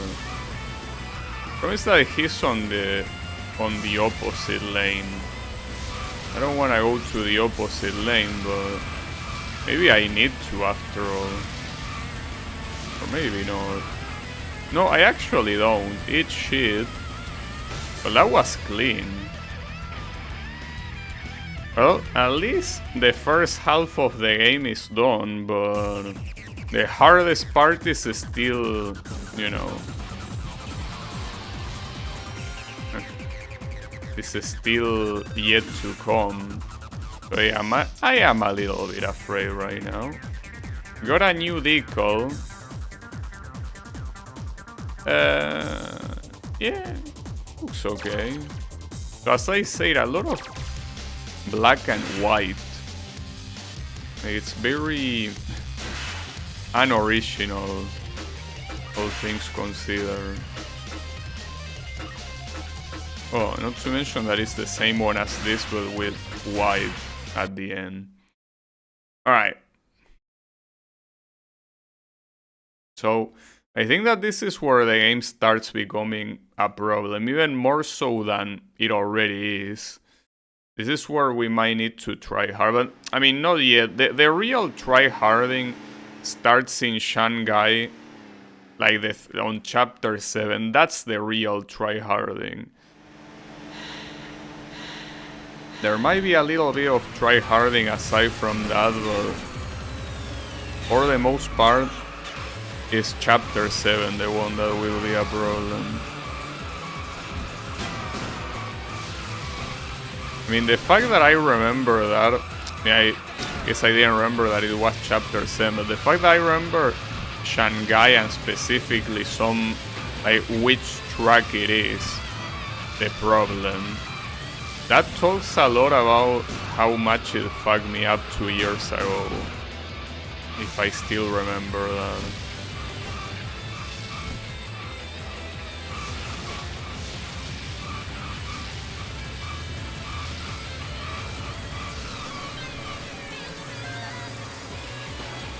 Well, if you compare this to the races at the beginning of the game in this same track, the races there are super easy. This one might not be that easy though. This one might be problematic. I mean, you can already see what's happening. Maybe one of those where I don't even get into the lead. Will be pretty sad, but I will expect it. Okay.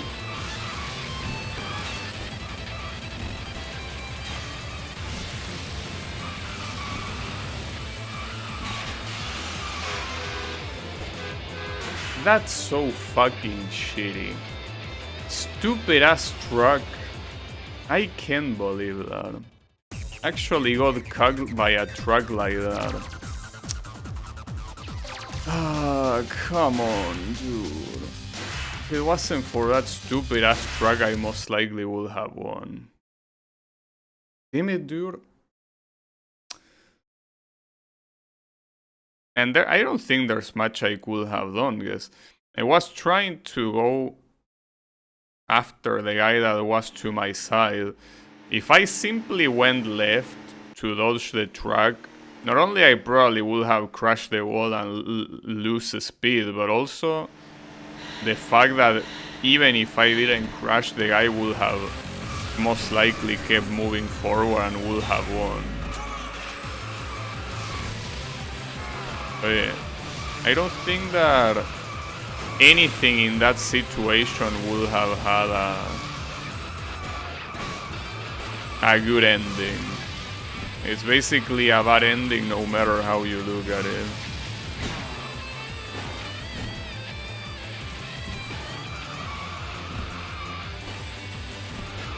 I mean, it wouldn't be that bad if the AI actually got affected by crashing against traffic cars, but they don't.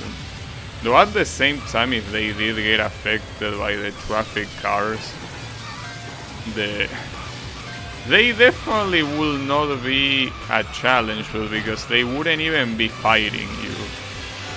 They basically will be crashing against every single traffic car that shows up.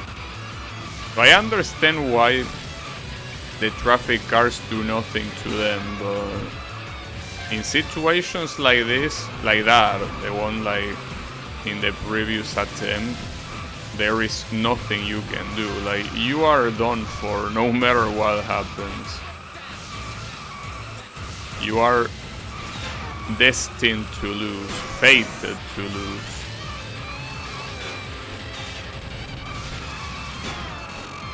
Yeah, this track in general is a big problem.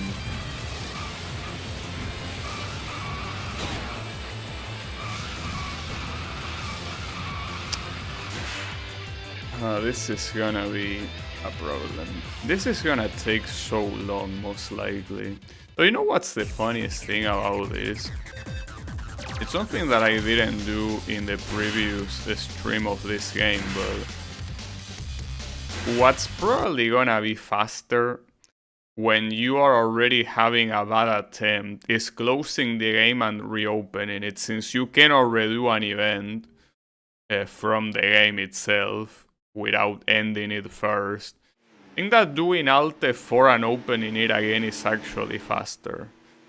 But I don't really want to do it, so I won't.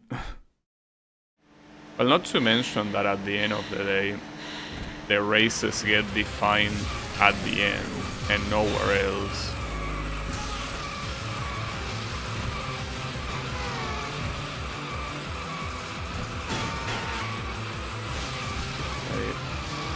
The end of the race is the only thing that matters. Everything else is essentially filler. Though obviously if you're already pretty far behind at the beginning, it's not like you're magically gonna get to the end and be able to compete with whoever is in the lead, right?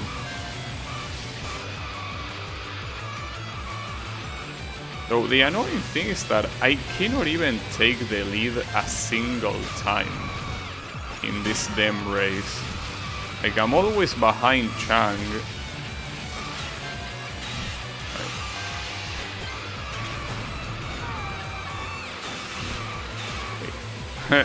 Had to do a lot of blocking to stay in the lead here.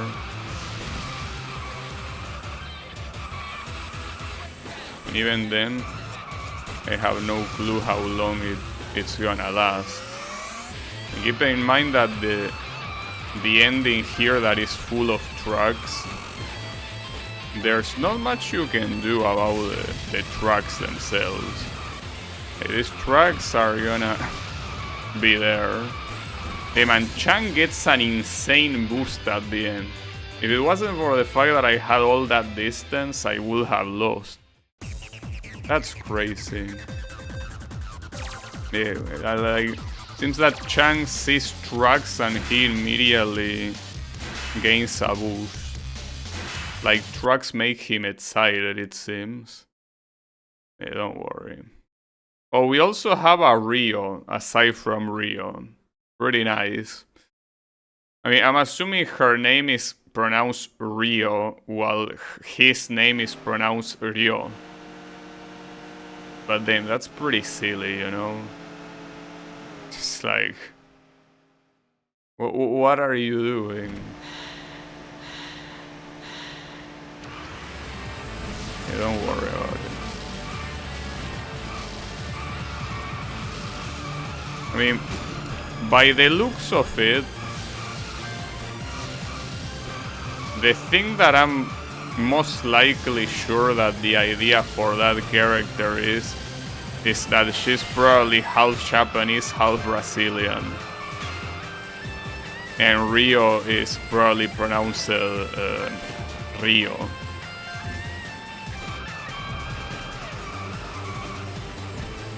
Because you know that, for what I understand at least, the largest Japanese community outside of Japan is in Brazil. So there is bound to be a lot of half Japanese, half Brazilian people. And this one is probably one of those.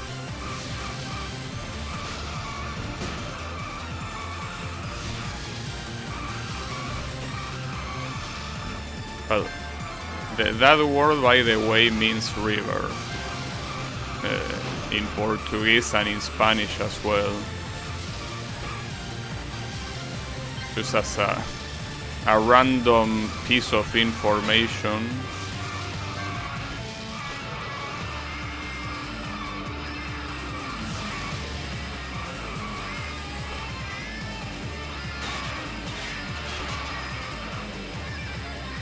Wow, this is... looks like a lot of corners, but in reality it's pretty much treated as a long straight. Oh, Rio is coming. I mean, the guy. Alright, he didn't really boost that much at the end. Okay. I just need, like, smooth progression here. Oh, and I got a decal. Oh, the Rio. Okay, see, that one looks cool. At least it still has the, like, black and white. But at least it looks more unique than the other ones. I wanna use it. Here. Like the little devil too. Pretty funny. Also, when are you gonna unlock the neon tubes? Like, apparently I'm very advanced. And I still haven't unlocked a single neon tube. I probably wouldn't use it either because they look like shit. I'm not saying that they look like shit in this game, I mean that they look like shit in general. Like, to me, putting neon lights to a car is ruining it. Like, it's ruining the beauty of the car.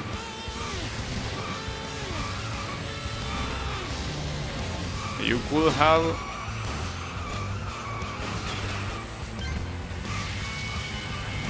an amazing looking car, but adding the neon lights, to me, it feels like adding onions to food. I hate onions. I really despise onions. And in my personal experience, there wasn't a single food that got better for adding onions. So yeah, I really don't like onions at all. Definitely not at all.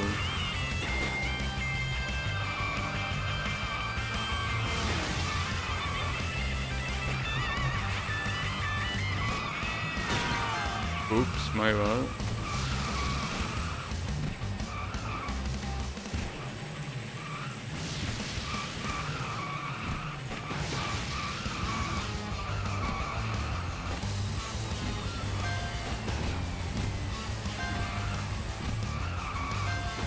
Now, isn't this guy going a little bit too fast?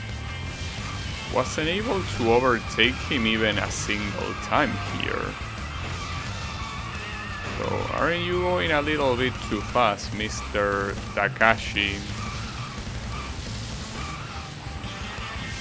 I think that you are not being very reasonable right now. At all.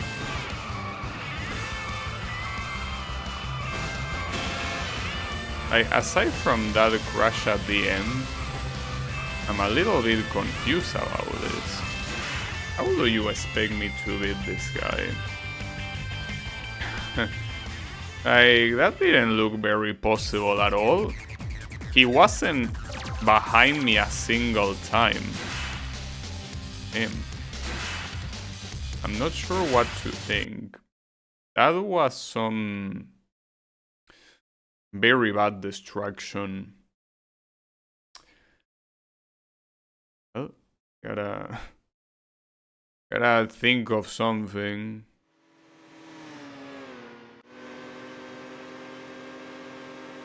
Like, I feel like in most cases in the hard mode, I always manage to get into the lead once. And then usually afterwards there is a place where these guys decide to overtake. But this Takashi guy is going so fast that getting to the lead seems impossible. And keep in mind that I'm constantly at his slipstream and he still doesn't slow down at all. He just doesn't slow down.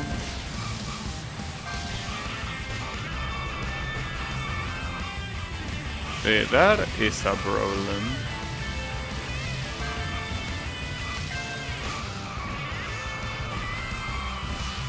Like, I know that the previous attempt I could have done it better, but it looks like this is a little bit abusive. That this guy is just going so fast. Fuck off. You know, I remember some names of the opponents in the races that I remember them being hard, that took me a while to beat. This one is not one of them. So that is a very bad signal. Like, that's a terrible signal. Because it essentially means that the ones that actually took me a while to beat are probably gonna take me even more. If these ones that I don't remember, most likely because they were free, are taking me this much. So this is trouble.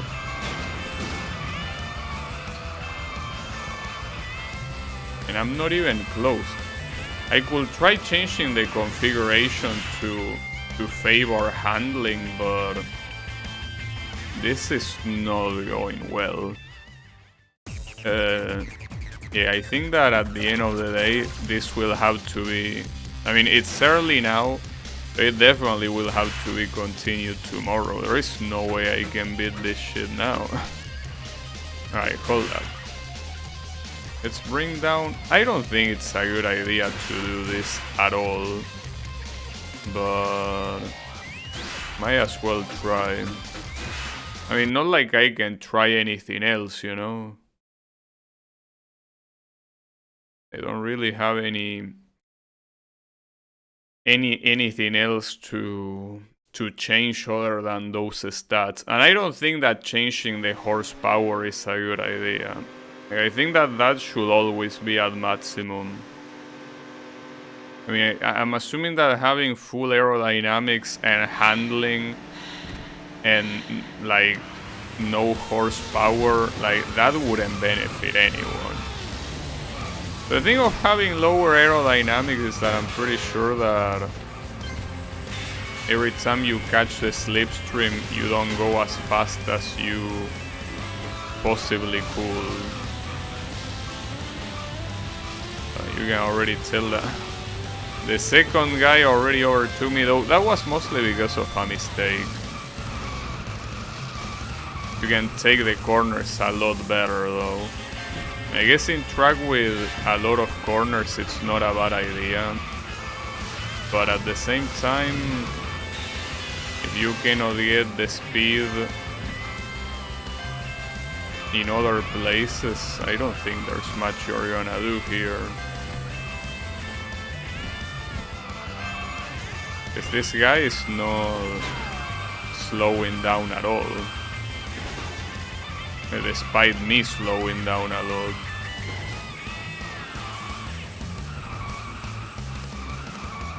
At least these corners are a lot more comfortable to take, but what use is that if I cannot even get close to him?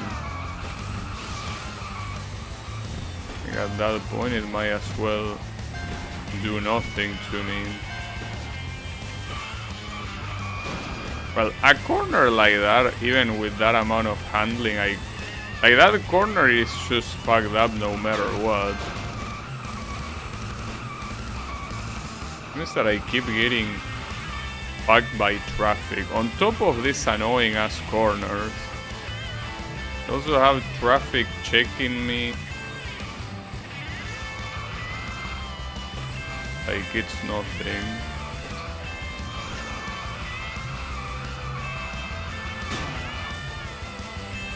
No, that did not go well at all. It was better than the other attempts, but here it seems that instead of your chances existing, here it seems that your chances do not exist. That you cannot win like this. So that's a problem. What do I do now?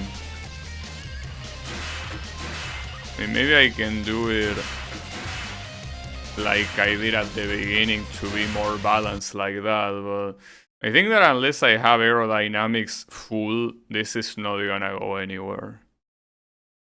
It seems that that configuration most likely will be needed to beat this. Whatever. Something will work out. Don't know what that something will be, but something will have to work out.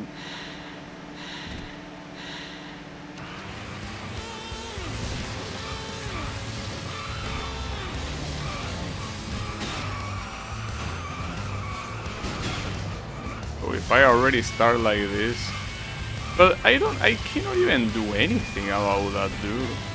If the traffic cars weren't there, it would be a different story, but I cannot comfortably take these corners with these guys in there. I don't think that nobody can. The AI can because the traffic cars don't mean anything, but yeah, they do mean something to me.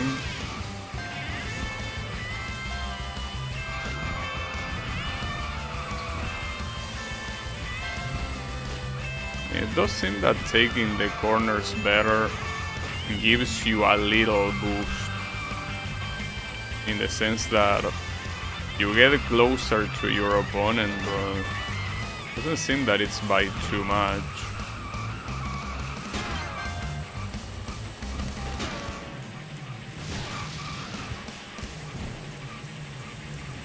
I'm not even at his slipstream here either. This is something that worries me. This is not slipstream distance.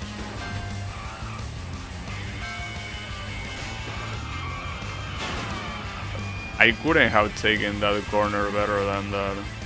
I feel like that traffic car actually helped me. Most likely. Okay, now I'm at slipstream distance.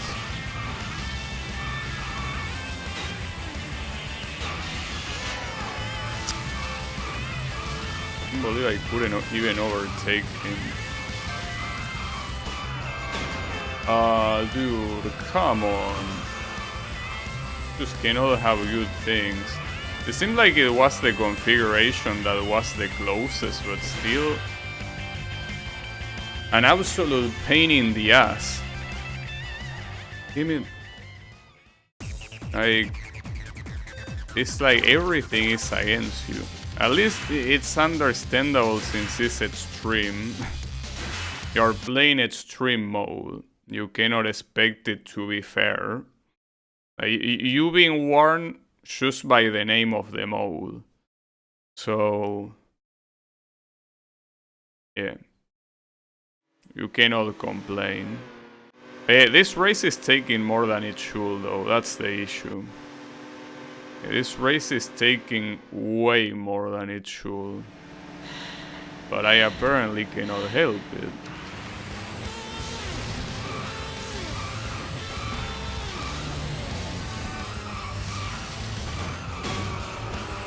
The start, no matter what, I cannot do it fast. Like, either the traffic or the walls, there will always be something to stop me at the start. Because, for what I understand, the traffic is not random. The traffic is actually static. It feels that every time, in every place, I see the same type of cars. And probably arranged in the same way too. So this guy went completely far. Like almost 300 meters away. I think that never happened in any other attempt here. I don't think I can reach him anymore. I think he's lost. But I'll keep going. It's most likely a waste of time, but then again, there is no option to reset. It's not like I full reset even if I wanted to. Aside from closing the game and reopening it, so... But honestly, that seems like a tempting idea. Yeah, and you can see that these are the same traffic cars. That exact same interaction happened last time. And even though apparently I'm going slower this time, eventually the cars are always at the same time. I mean, that's a good and a bad thing at the same time. I mean, it's a good thing because you can memorize it, but it's a bad thing because they appear in places that are bad on purpose. Whatever, it's shit. Okay, go to the finish line, I don't care. But, I don't know, this one seems like it's not gonna allow me to continue. I mean, you can keep doing other missions. You can do this too. I just don't see the reason to do that if you still need to do this to unlock the last one anyways. You're just delaying the inevitable, essentially. So no reason to do that with them. This shit is filtering me to no end. I just can't believe that it's filtering me this badly. I can confirm you right now that I won't finish this game today. Maybe tomorrow, maybe another day, but not today. That's 100% sure. You can tell the position of those cars is static. It's always the same. That's the problem. Like, they are always in the worst place imaginable. There's not much you can do to dodge them at all. Just gotta deal with it.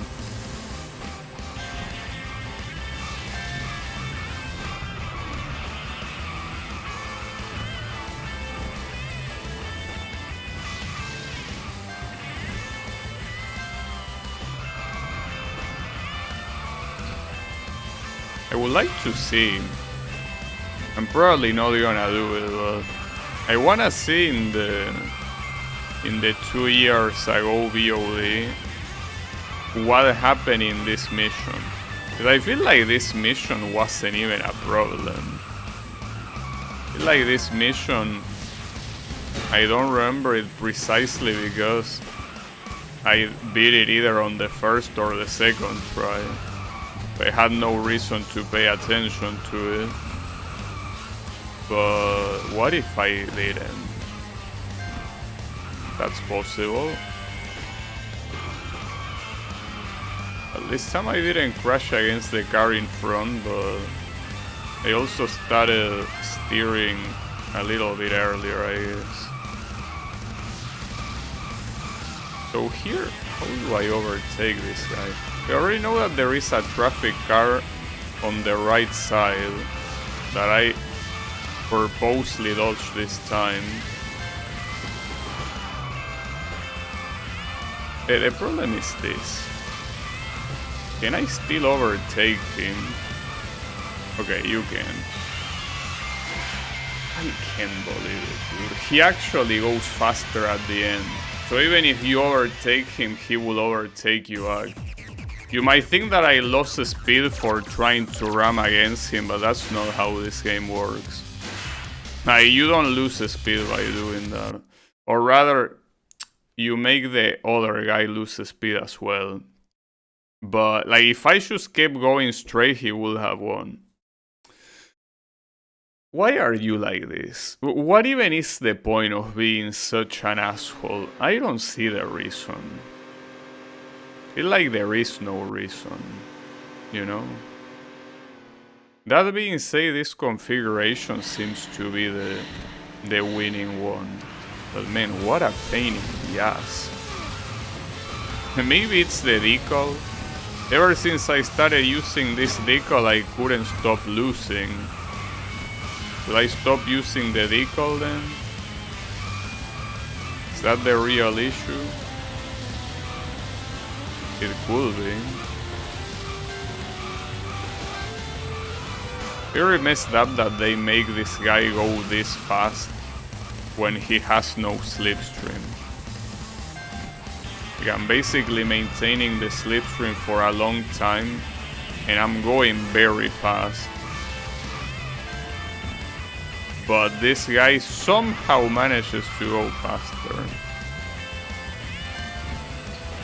And like, I feel that they unfortunately didn't do the rubber banding of the game very believable. they didn't really bother too much.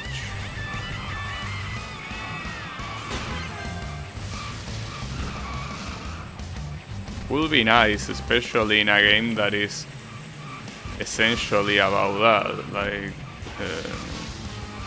about slipstream, like slipstream being such a strong mechanic, and yet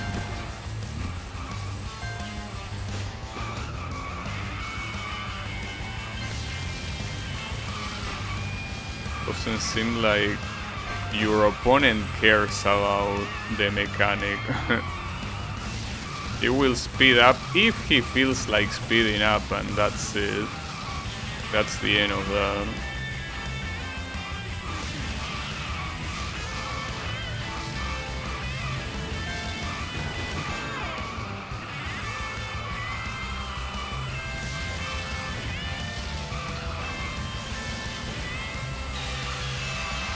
Okay, here I got a better advantage for them. This was a fucking pain in the ass, dude. This was probably one of the... Well, no, it was the most painful race today. And it's probably not gonna be the most painful of this mode. But damn, dude. Like, what the fuck was that? That wasn't even supposed to be a lore important race. God damn it. Oh, I didn't change the configuration. So I basically have equal handling and equal aerodynamics.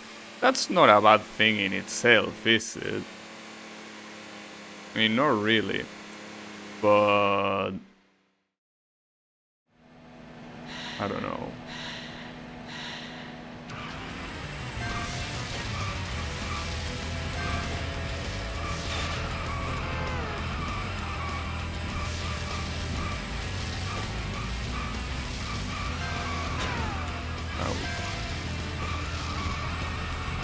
It's also true that this track has a lot of very sharp corners, all things considered.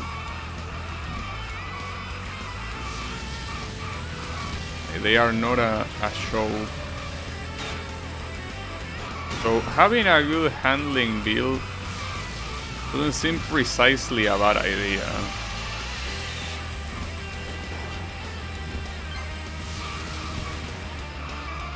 I guess it depends, because it can be a location like this that is supposed to be Osaka, but the tracks within Osaka are different, and obviously that applies to every other location as well. It's not like for being one location it's always the same track. It's always the same landscape, right? Like it's the same visuals, but the corner combination is different. There are some that are more fucked up with corners and some other ones that are more permissive. Okay. Simon is getting pretty close. Well, fuck. Now he's gonna get closer. There he is.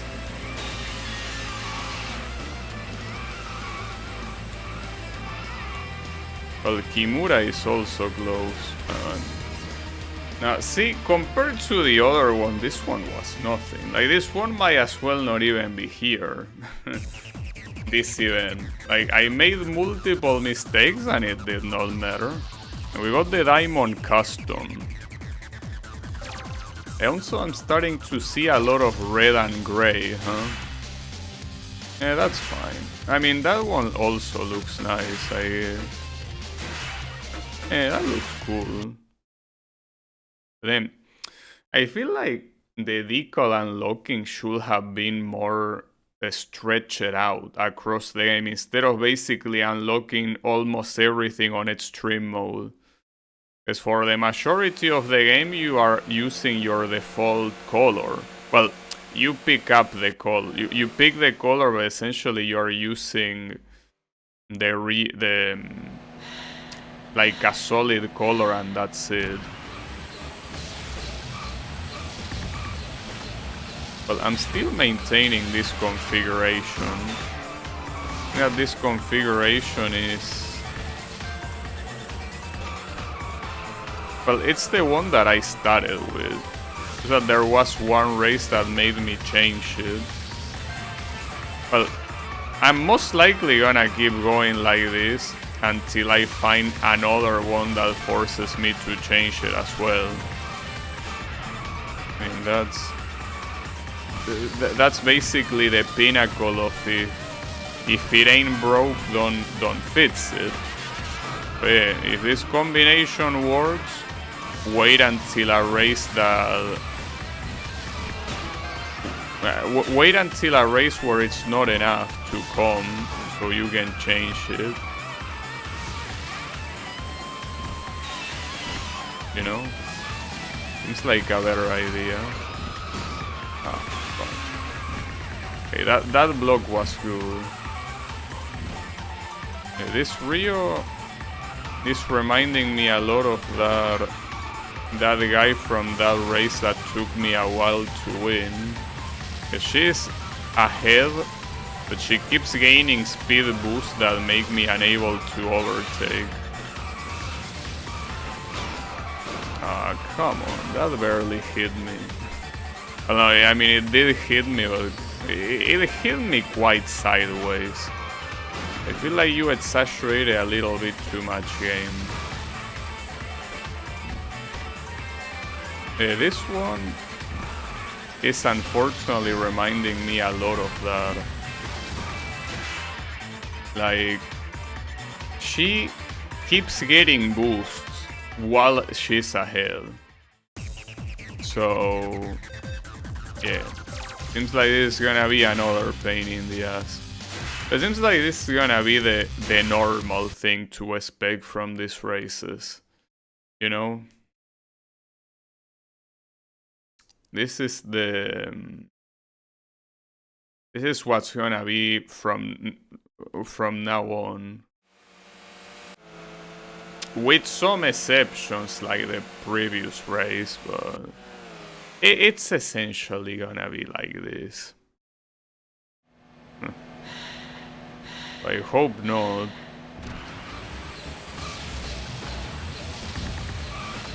No, the real issue will appear when we get to Shanghai.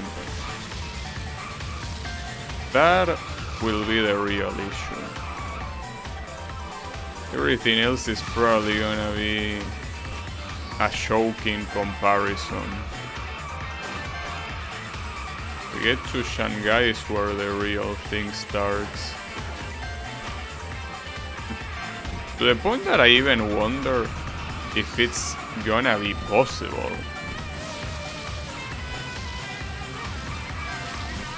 Because, you know, wouldn't be surprising if this game didn't have that much testing in the first place, right?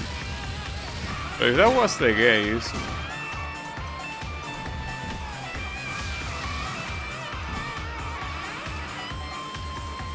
yeah, that will be a problem. It's not like it's an extremely popular game to have a lot of people complaining about it. And not to mention that it's on like you will have to beat the game twice to reach that event anyways. Well, this mode, I mean. And not to mention that it's an event that is far into the mode as well, so you will have to play the game quite a bit. I keep having accidents against random shit. I'm gonna be able to do much at this rate. This here I got the slipstream, but I think that's just as it's common at the end, she does get a boost. Not really, she actually didn't get a boost at the end. Okay. Would have been worse. It's mostly what happened in the previous attempt is that very sharp corner at the end that if you hit the wall you're gonna slow down a lot. So this is the final opponent in Osaka. So there's that. Say goodbye to Osaka because it's gone. Well, after this. And this one might take a while, you know? I don't know. It involves the protagonist. There could be some plot armor here. At least it doesn't seem to be a long race. Well, not longer than average.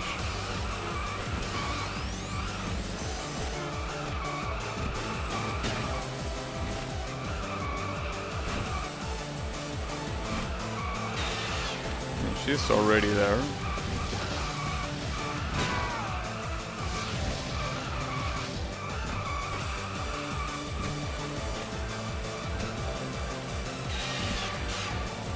Huh.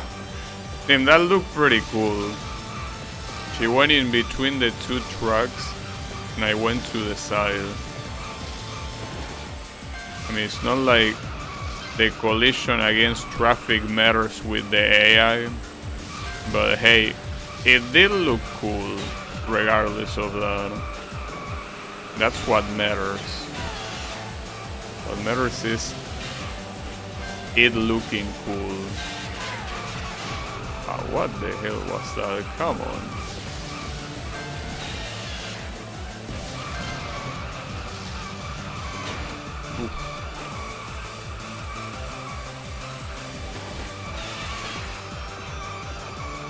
See, it's what I tell you.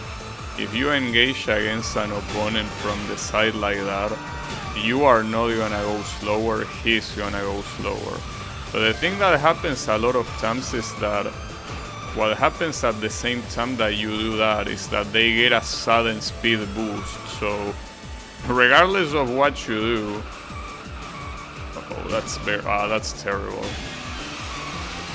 Well, that was the biggest example.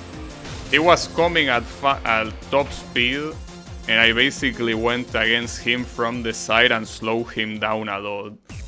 But yeah, that's how the physics of this game work. But yeah, you want to go against a driver if he's to your side. That's for sure. That's one of the things that I remember from this game. Well, I'm keeping this configuration even in Tokyo. What was this? You know, I think that I didn't struggle against any race in Tokyo here, right? In chapter 2. Because I barely remember this track. This track and this location, I mean. I have a feeling that chapter 2 was pretty free, but the thing is that so was chapter 1. And yet we got a lot of races here that were the opposite of free. So one thing that I always like about Tokyo here is that the colors look so alive. Not just the ones on the track, but like the car colors as well. Like it seems like every location has a filter, and the filter here probably raises the saturation of the colors, and it makes them look very good. Or maybe it's just that maybe it has no filter in this one, but it has a filter in every other one that makes the color not look that alive, right? Maybe that's what's happening, maybe not, I don't know.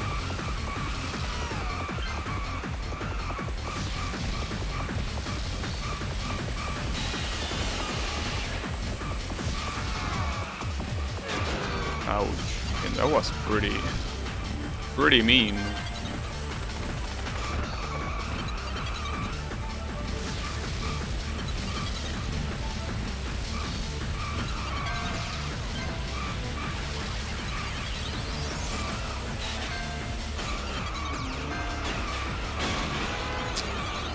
I could not predict that car at all. There was zero way to predict that.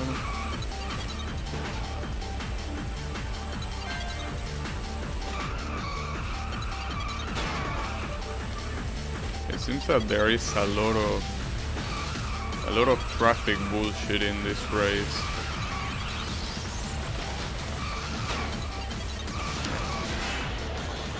That's annoying. Yeah.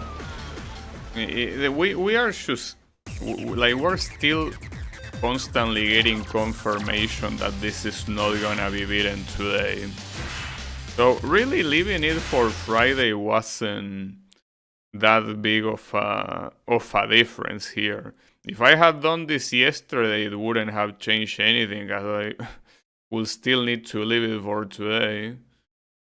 Since today I have to leave it for tomorrow too. Yeah, whatever.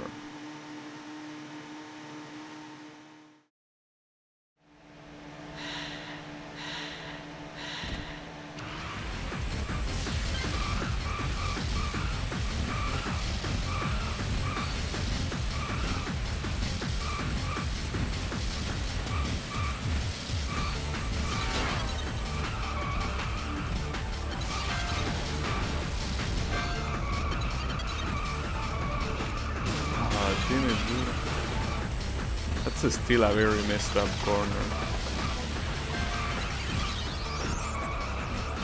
Yeah, I feel that with corners like this, you really don't want to tune down the handling.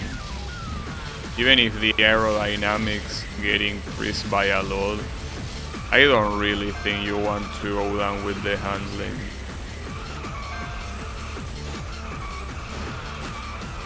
Another thing that I realized is that in the big majority of these races, the same thing that is happening every time is that you don't get the lead at the beginning. Like, it seems like that's something from the past now. You don't start at the beginning with the lead, you have to take the lead, and then you somehow have to keep it. So, that seems like a problem.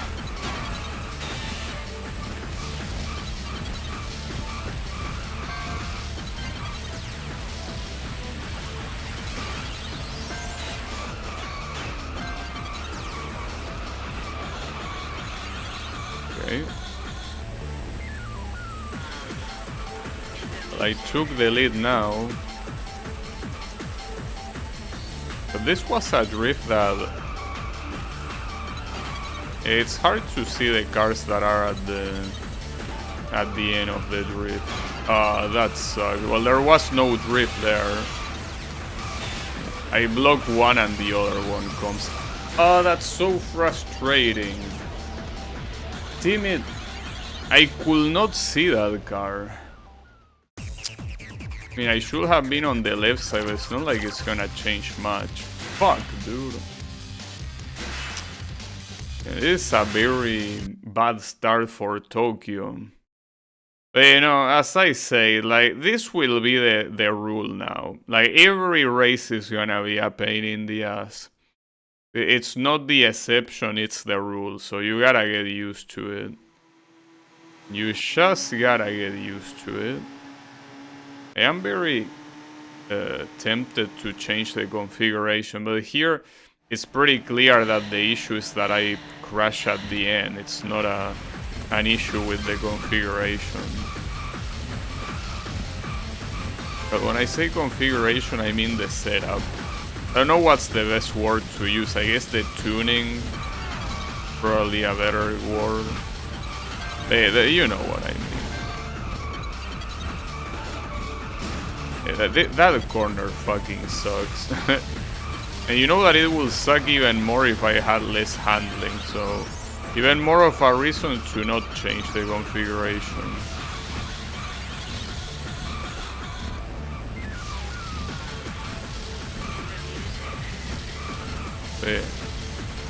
This is gonna be a problem.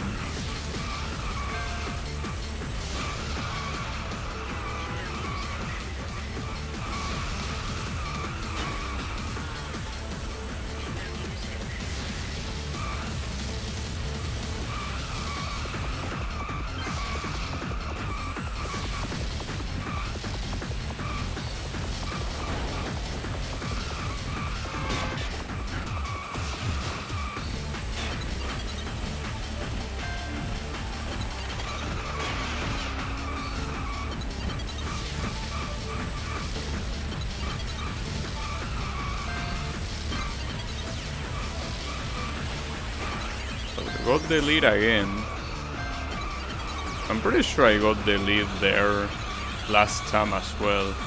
The issue is not crashing against anyone, but it's very hard to tell of upcoming cars in places like this. I mean, obviously, after a drift it doesn't help, but here, in this very small uphill, it's also very hard to tell.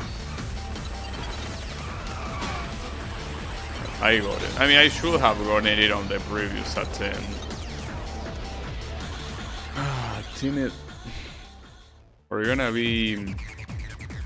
Well, at least I will assume that this won't take... Oh, what the hell? A new title? Captivated driver. No. That doesn't sound better than the one and only. Also, why did I get a new title? Is it because of my range? Well, by my range, I mean my level. Or was it because I beat that thing, that event? Not sure why I got it. I mean, maybe there is a lot of like hidden conditions, like drive a specific amount of distance to unlock something or not. I don't know. I mean, this game doesn't have Steam achievements. But it also doesn't have in-game achievements. So anything that comes to completion and unlocks, you don't really know. I will assume that, well, beat all of the single player modes, probably to unlock everything. I'm assuming that there's probably some unlocks tied to online.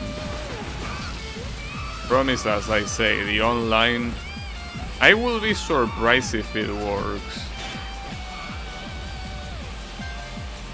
But then again, it depends on what you mean by working. Because if by working you mean that it exists, it's a very different story. It's most likely unplayable even if you find someone. And if you find someone and the game manages to connect you with them, it's most likely still unplayable.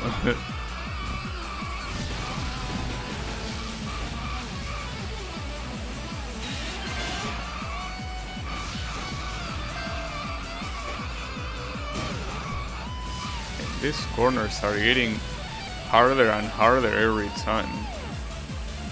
Holy shit.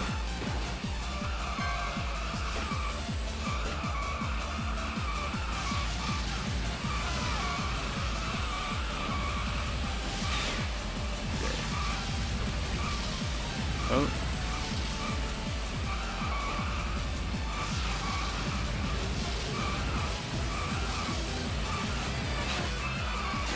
fortunately, no, it wasn't enough. I will change the configuration here though, because I feel like if I had better aerodynamic, I would have won. Got a decal. Huh. Well, at least we're bringing new colors here. I think that decal was simply for reaching that level. This one. You know, I'm gonna go full aerodynamics. Even if it's a bad idea, I don't care. I'm gonna be full aerodynamics. Well, if I do way worse, then obviously not. We'll have to change it, but I don't think so. Because the couple of corners that were very fucked up, it's not like handling could help me anyway, so I don't expect this to be much different. We will see though.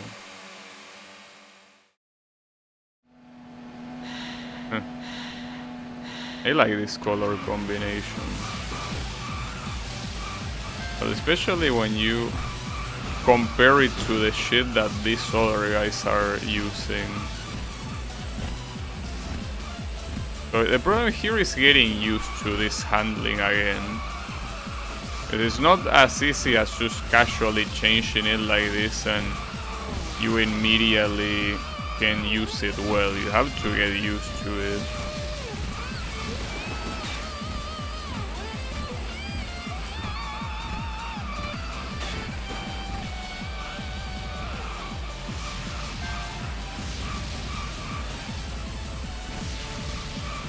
The thing is that every time that a corner comes, it's gonna be super rough. Like, I'm actually gonna lose a lot of time in corners.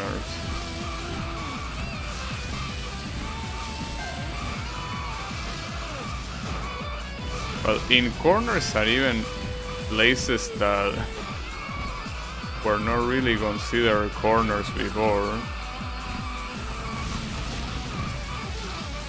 I'm gonna lose a lot of time in general.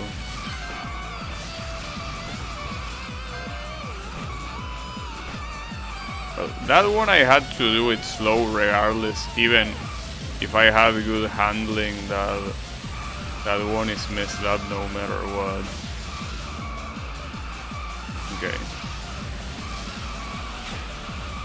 So now with better aerodynamics, in theory, this final section should be better.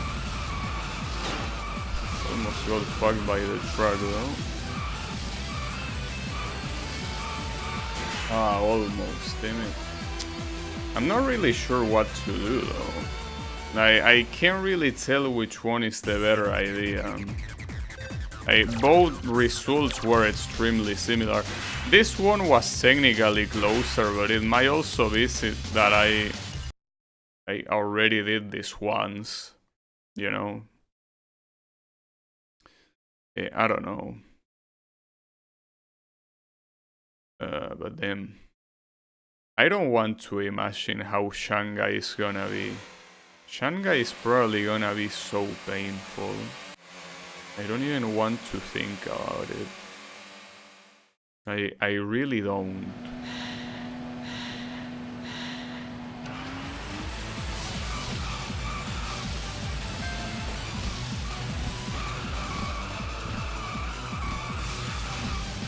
That's probably gonna be, like, at this rate, that's gonna be a worry of the Gabi of tomorrow.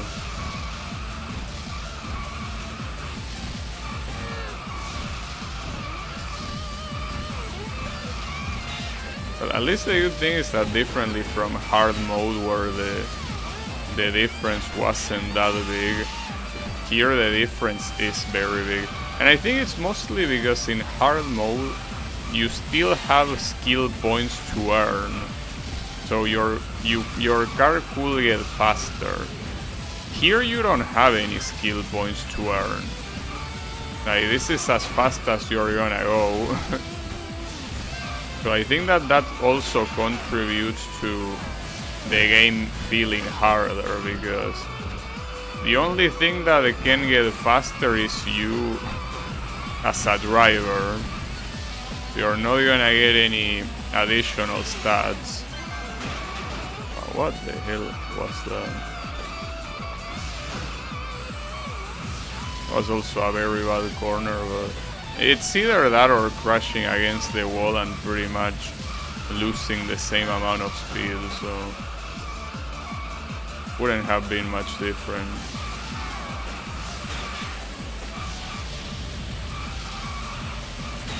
Okay.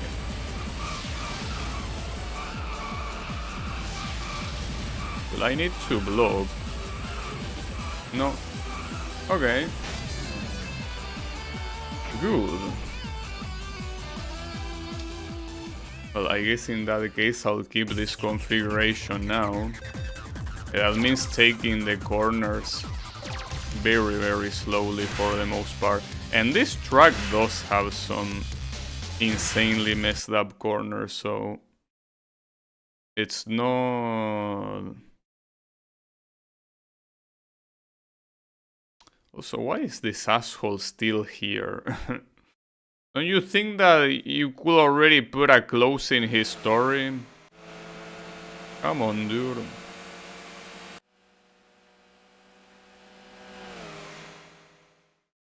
It's fine. If we wanna put a close in his story, we better win. Wait, where is my slipstream? Oh, there it is. It's probably because I was like clashing against someone else at the same time, so the slipstream didn't even activate. Maybe.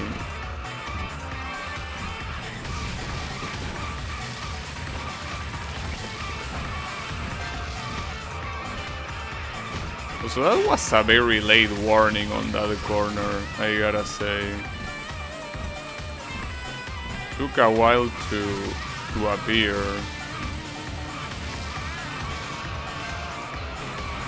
That one didn't even show a warning in the first place. I did that badly.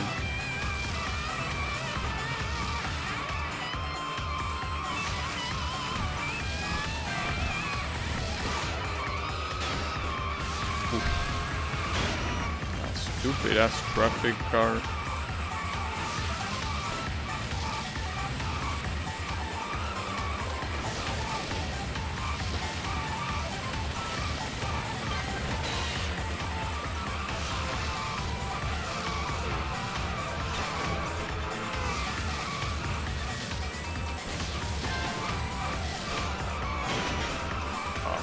Damn it, dude.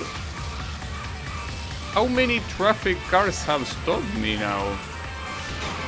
Only in this race.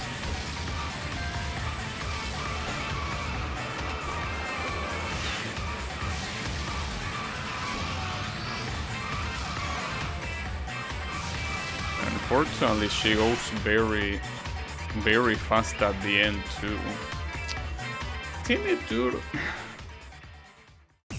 I'm getting so demolished, it's crazy. It wouldn't be so painful though. Here's the thing that I was thinking of. Hey, let's assume that you restart in the middle of the race. There really is nothing obvious of why you will want to restart. I guess you could crash against a traffic car or do a corner badly, but that doesn't necessarily mean you're not gonna win. I feel like even with the ability to restart, it wouldn't do anything. It's simply the way the game works. The fact that everything is so... Well, I don't know if I should call it random, but I don't think that when it comes to RNG, there really isn't much. It's just that it's not easy to react to the cars at all.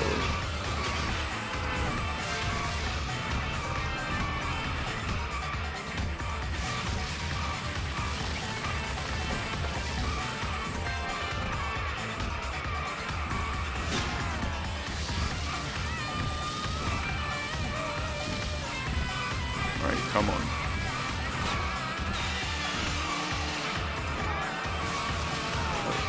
Huh, damn. The other guys use the opportunity to completely pass through like it's nothing.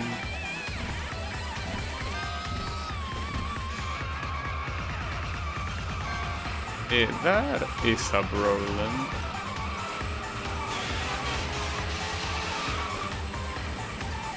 Now he's kinda gone. I think there is something in this game that makes the AI go slower when they are too far. But it's not like immediately noticeable. But it seems that it's definitely there. So there's only so much that it's gonna help you if you keep making mistakes, you know?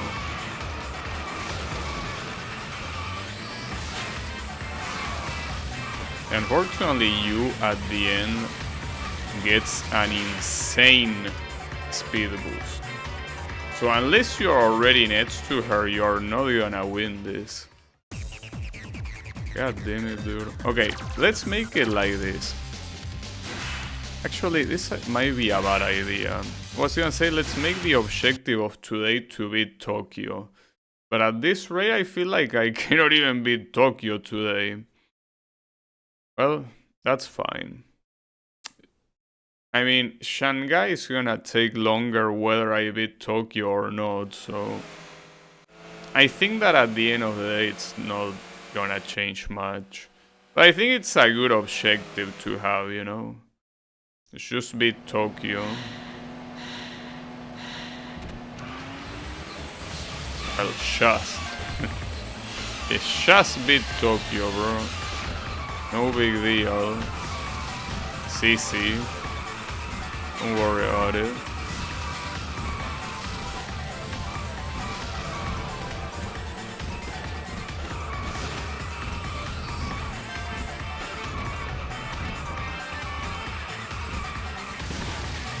I'm gonna say that it will be nice, though I guess it also will make it probably too easy or wouldn't really make the game have too many opportunities to make the game challenging and not impossible, but it would be nice if the game allow you to completely max out the stats.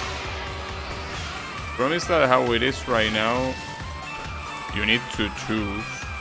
It would be nice if you could just simply go like maximum power at all times and not even worry about what strategy to choose and just have like excellent driving every time, like a car that performs the best of the best. Because I mean, if you really want to, and especially with the game, with the way the AI behaves, this is definitely a game that you could have like a car that controls the best possible and still make it hard to win if you just make the AI get random boosts in annoying places. Or even doing something more fucked up like increasing the amount of traffic cars that appear. You could do that too, you know? Oh, that was bad. It's okay. That was an interesting block. Okay. So wasn't that just the same phrase that you used in the previous race? Fucking weirdo. Okay. So... yeah. If I want to finish Tokyo, there are 3 more remaining. That's fine. Unless these 3 are extremely hard, I should be able to at least do them today. So you know what I'm afraid of? That the Shanghai ones, for some reason in extreme mode, end up being super easy. And so tomorrow when I play this, I barely spend any time on it. That will be annoying.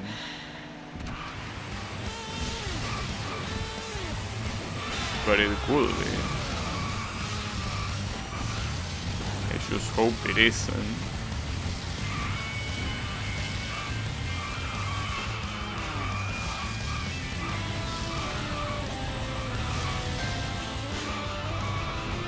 Oh, that was a fantastic corner, holy shit. I mean, considering the bad handling that I have, that was a very good corner. Like, very, very good.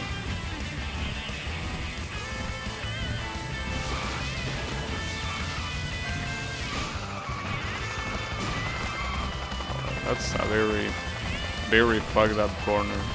For what I've seen, since Shanghai streets tend to be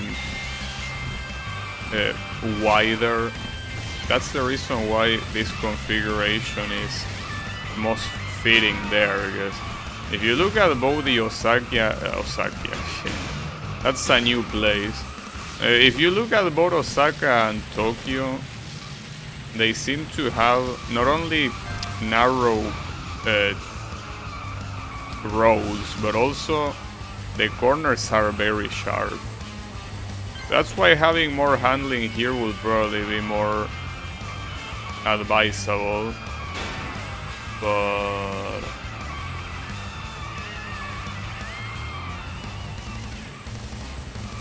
I guess it depends on the event itself and what the rivals decide to do, of course.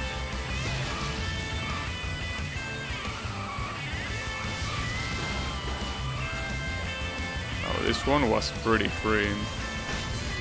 Hey, the guys didn't seem like they wanted to go any faster at the end, and everything else just went by naturally.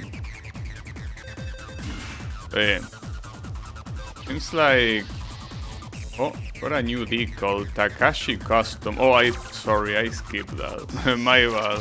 But we will see it regardless, but I didn't mean to skip it. Okay. So it's a Tatsi decal, damn. Okay. It's an interesting one. It's the first one that doesn't try to be like a street racing team The first one is kind of like a choke decal, you know? Yeah, funny. Oh, it even has the Tatsi thing on the top. Yeah. That's very silly. But you know that ironically with how much color the other decals repeat, having a card to be fully in yellow is like pretty original. So even though I don't like the idea of looking like a Tatsi, the fact that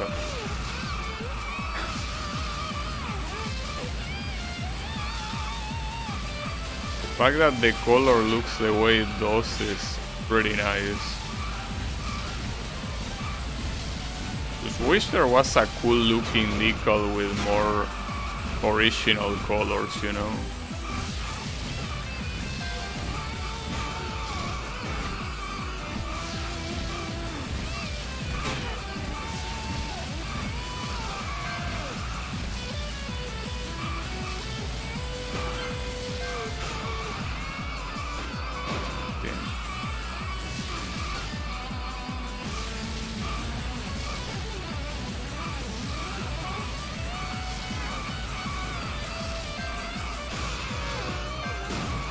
To think that in hard difficulty I kept track of like some drivers' names to be like, oh, when this guy shows up the race is gonna be hard.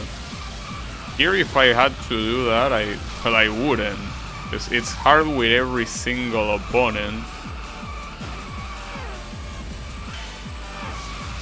But yeah, quite a paradigm shift. Now the issue with these guys is that they are driving on the wrong side, and they obviously don't care because they have no collision against the traffic. But to me that's terrible. In fact, I think that I loosely remember this event being a problem in hard because of that.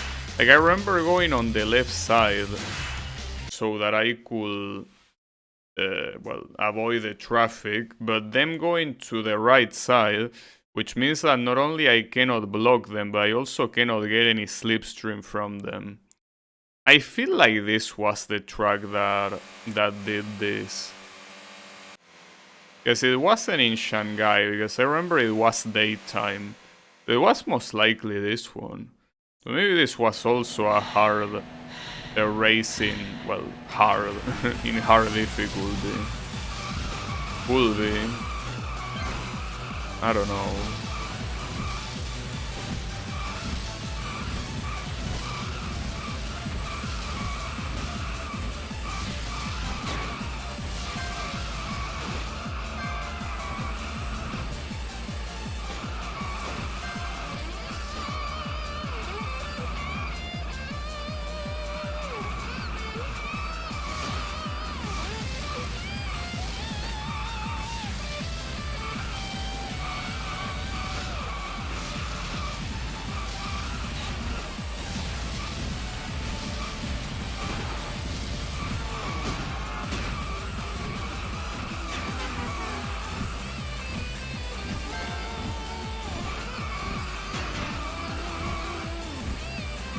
Some of this song kinda remind me of Mega Man Eds.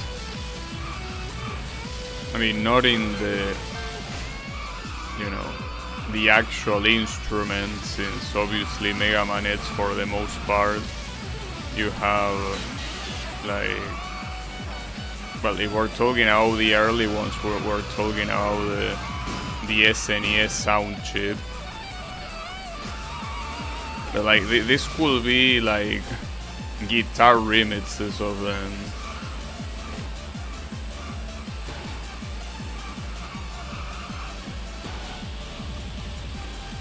Oh yeah, this part.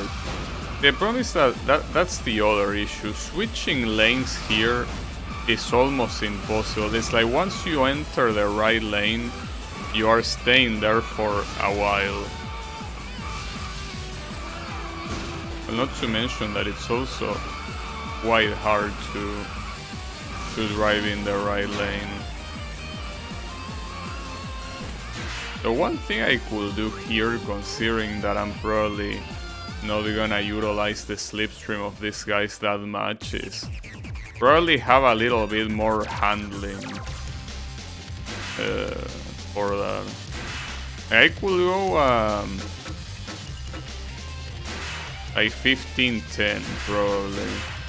In fact, I think that 15-10 doesn't even seem like such a bad distribution, because the other distribution that I use is 12-13, but there shouldn't be that big of a difference between 12 and 10, right? I'm about to find out, I guess. There might be. Who knows?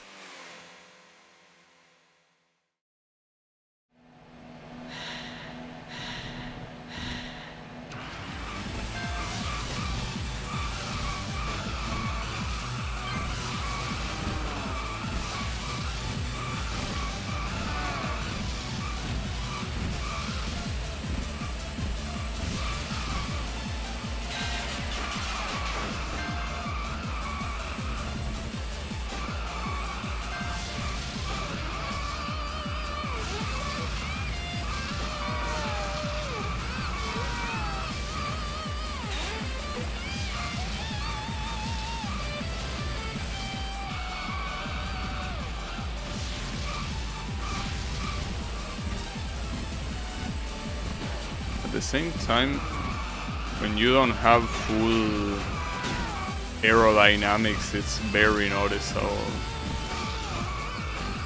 It gets quite noticeable. Because when you have full aerodynamics, it feels like every time that you get slipstream, you become a whole different car. But it seems that even getting it in 15 changes the effect by quite a lot, even though it feels like there isn't that much difference between the numbers. There certainly is.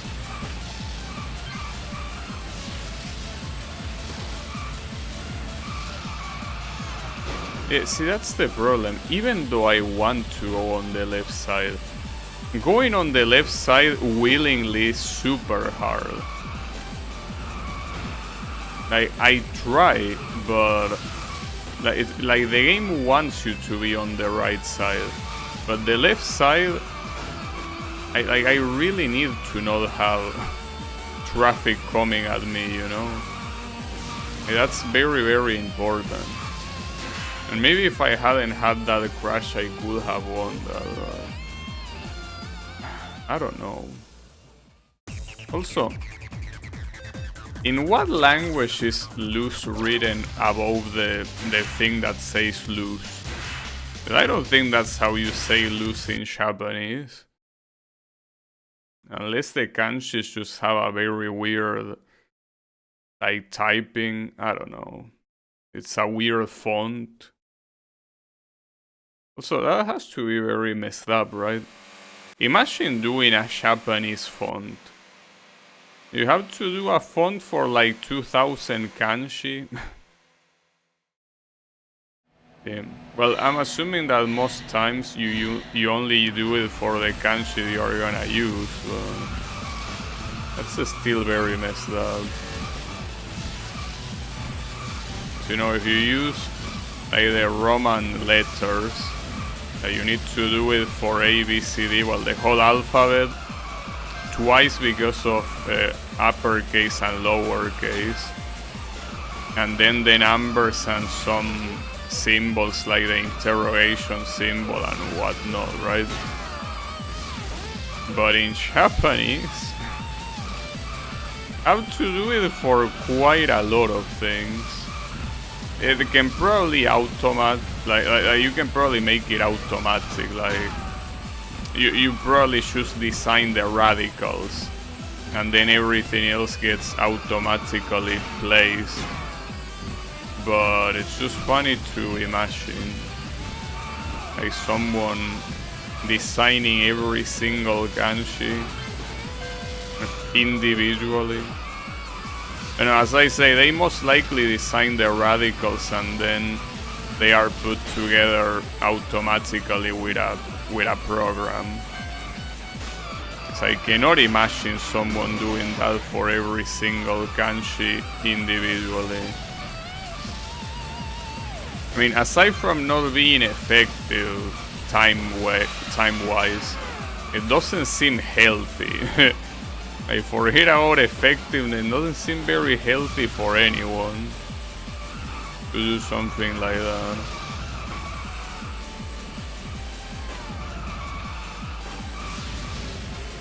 But work oftentimes is not healthy.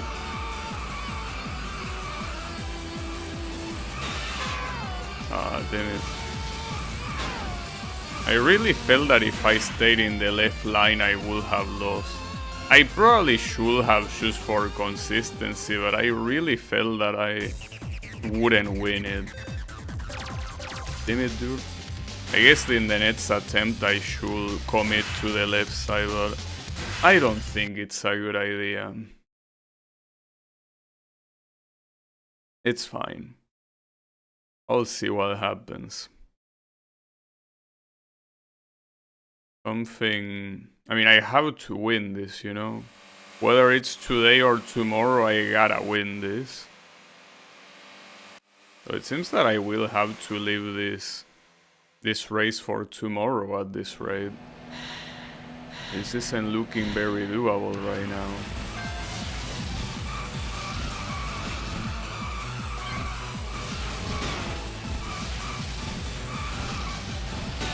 See, even though I can go for a 4-hour stream, I rather not if I'm gonna stream tomorrow anyways, you know?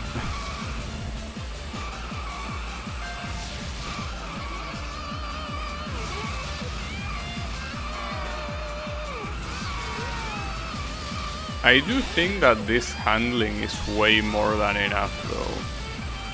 I could increase the handling further, but I don't think I will get any advantage from doing that. I think that this handling is ideal.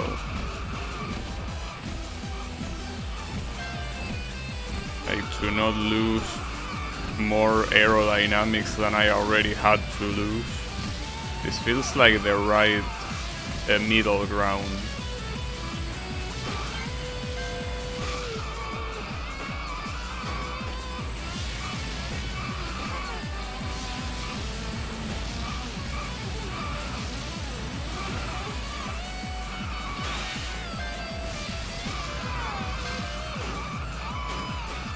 So should I commit to the left side in this attempt? Or should I attempt to... No, I think I'm committing to the left side. Even if I lose, I think it's important to at least try it once. You know?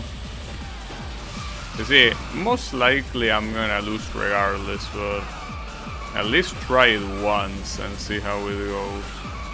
And then once it doesn't work, you can be like, well, alright, we need to do something else, you know?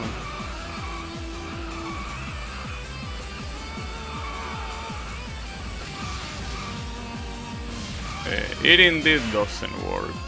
Seems that the only way here is to block him. And to do that I will have to be on the other side, but... The problem is that if I start on the right side from the beginning, a traffic car is gonna stop me. Doesn't mean that if I do it at the end, there won't be a traffic car to stop me, but...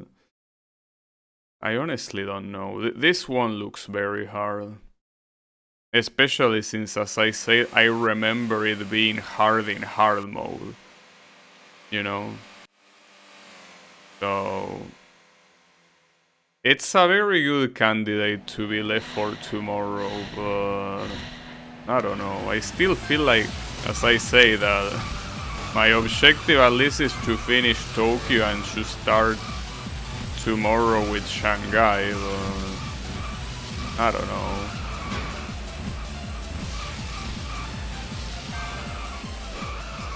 it's hard to decide. It's one of those things that you don't know how long it can take you. I could get it in this attempt the same way I couldn't get it in the next 10 attempts, right? That's the main problem here. It could take an eternity, and you don't know until it happens. That's why you need to kinda use your gut feeling. And my gut feeling tells me that this will take me a very long time, you know?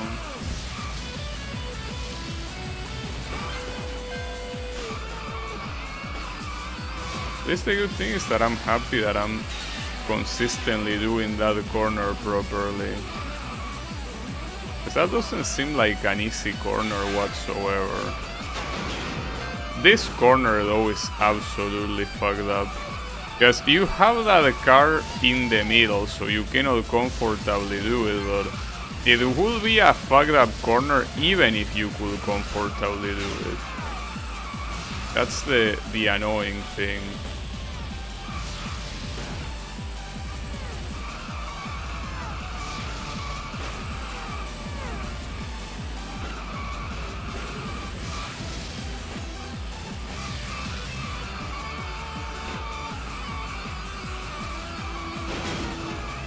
Try switching lanes, but I completely failed to do so. Okay, I think it's time to establish some limits. I'm gonna do 3 more tries, and if I don't get it in, well, either of those, I'm just gonna leave this for tomorrow. But then, this is looking like I haven't even reached Shanghai, which is the one thing that I remember being a problem, and I'm already struggling. So tomorrow has the potential to be a shit fest, like the biggest shit fest possible, like to the point that I imagine getting stuck in a single event for the entirety of the stream. Not this one particularly, but any of the Shanghai ones, especially the one that I do remember being extremely hard. I can expect to get stuck on that one for so long. Like, I could just expect to get demolished so badly. That's what my gut feeling tells me. So we will see.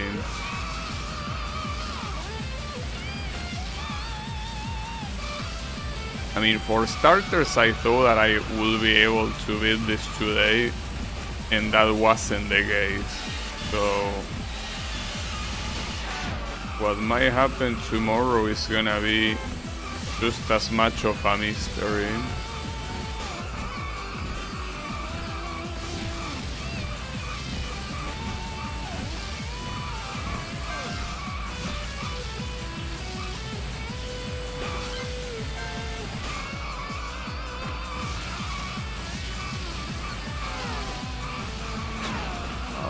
Stupid ass traffic car, god damn it, always the same shit with this asshole.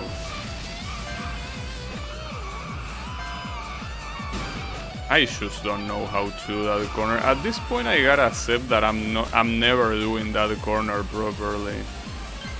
So now I'm very tempted to actually put full points into handling. I mean, probably not full points, but I mean enough points for it to be very good. But yeah, see what I mean here? If you go on the right side, well, first of all, you're not gonna get slipstream from the incoming cars. But there's also the fact that, well, you have incoming cars. That's a problem in itself. Well, 2 more attempts.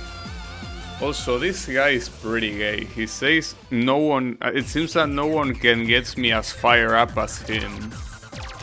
It's okay, I won't judge, obviously, but then there are many things you can say, but that one, is quite homosexual. But it's fine though. No problem. But yeah, he's probably talking about the protagonist. I mean, he said as him. Well, in here it doesn't really say it, but I'm pretty sure he's talking about the protagonist. It doesn't help that the opening phrase is "you are not like the others." I'm just saying that I think this guy might, you know, might be a fan of the man, you know.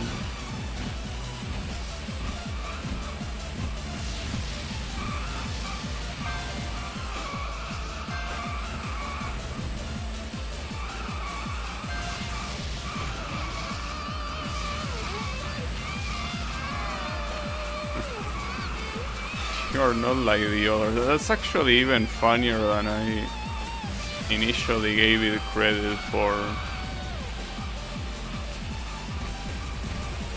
It's fine. He's just talking about it as an opponent, as a rival, okay?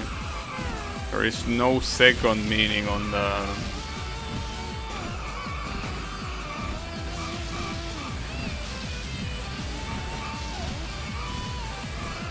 Doesn't help that the other guy says "eat my exhaust." Feeling that these two guys are into something.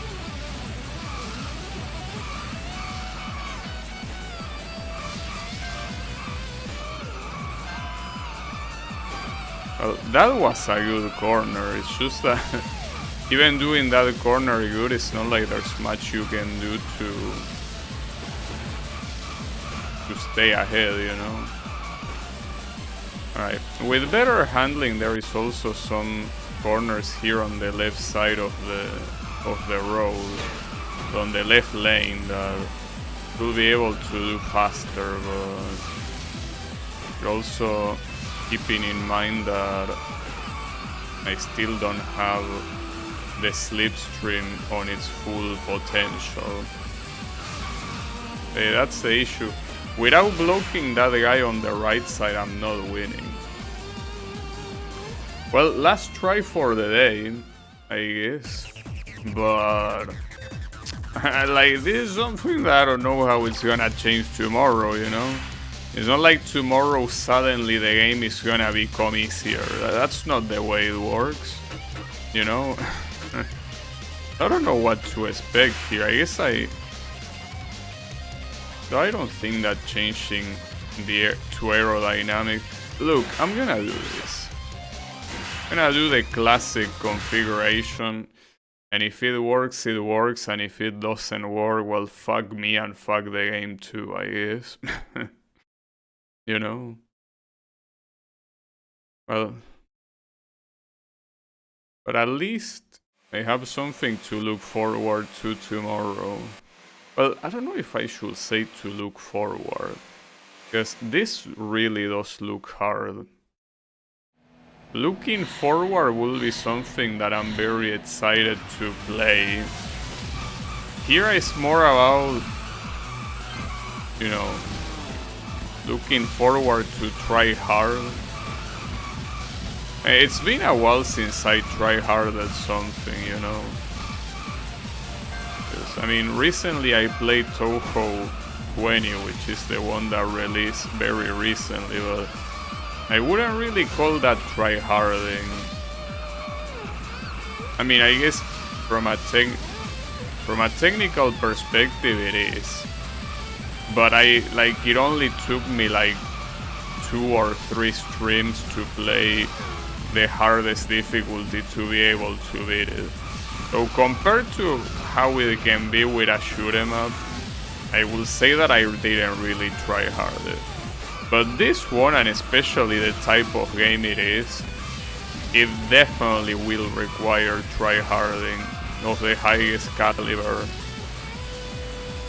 So I have to mentally prepare myself.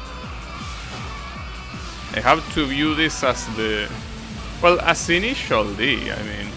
Initial D I had a lot of chapters that I had to practice and try hard like crazy because they were super hard to beat. Well, to the point that the Bunta racing in the PS2 game, in the arcade mode of the PS2 game, not the story mode, I wasn't able to beat it so far. And I don't think I will ever be able to. It just does not seem possible. So that's a problem, obviously. Doing the side switch here does not seem possible, but I don't see any other way to intercept this guy. I don't know how I can do this.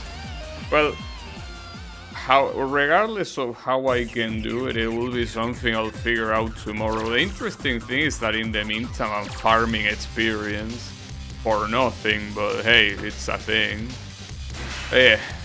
I'll try hardest tomorrow and see if I can progress, but that one seems like a very hard to go through wall. Like that seems like a big filter. We will see, but yeah.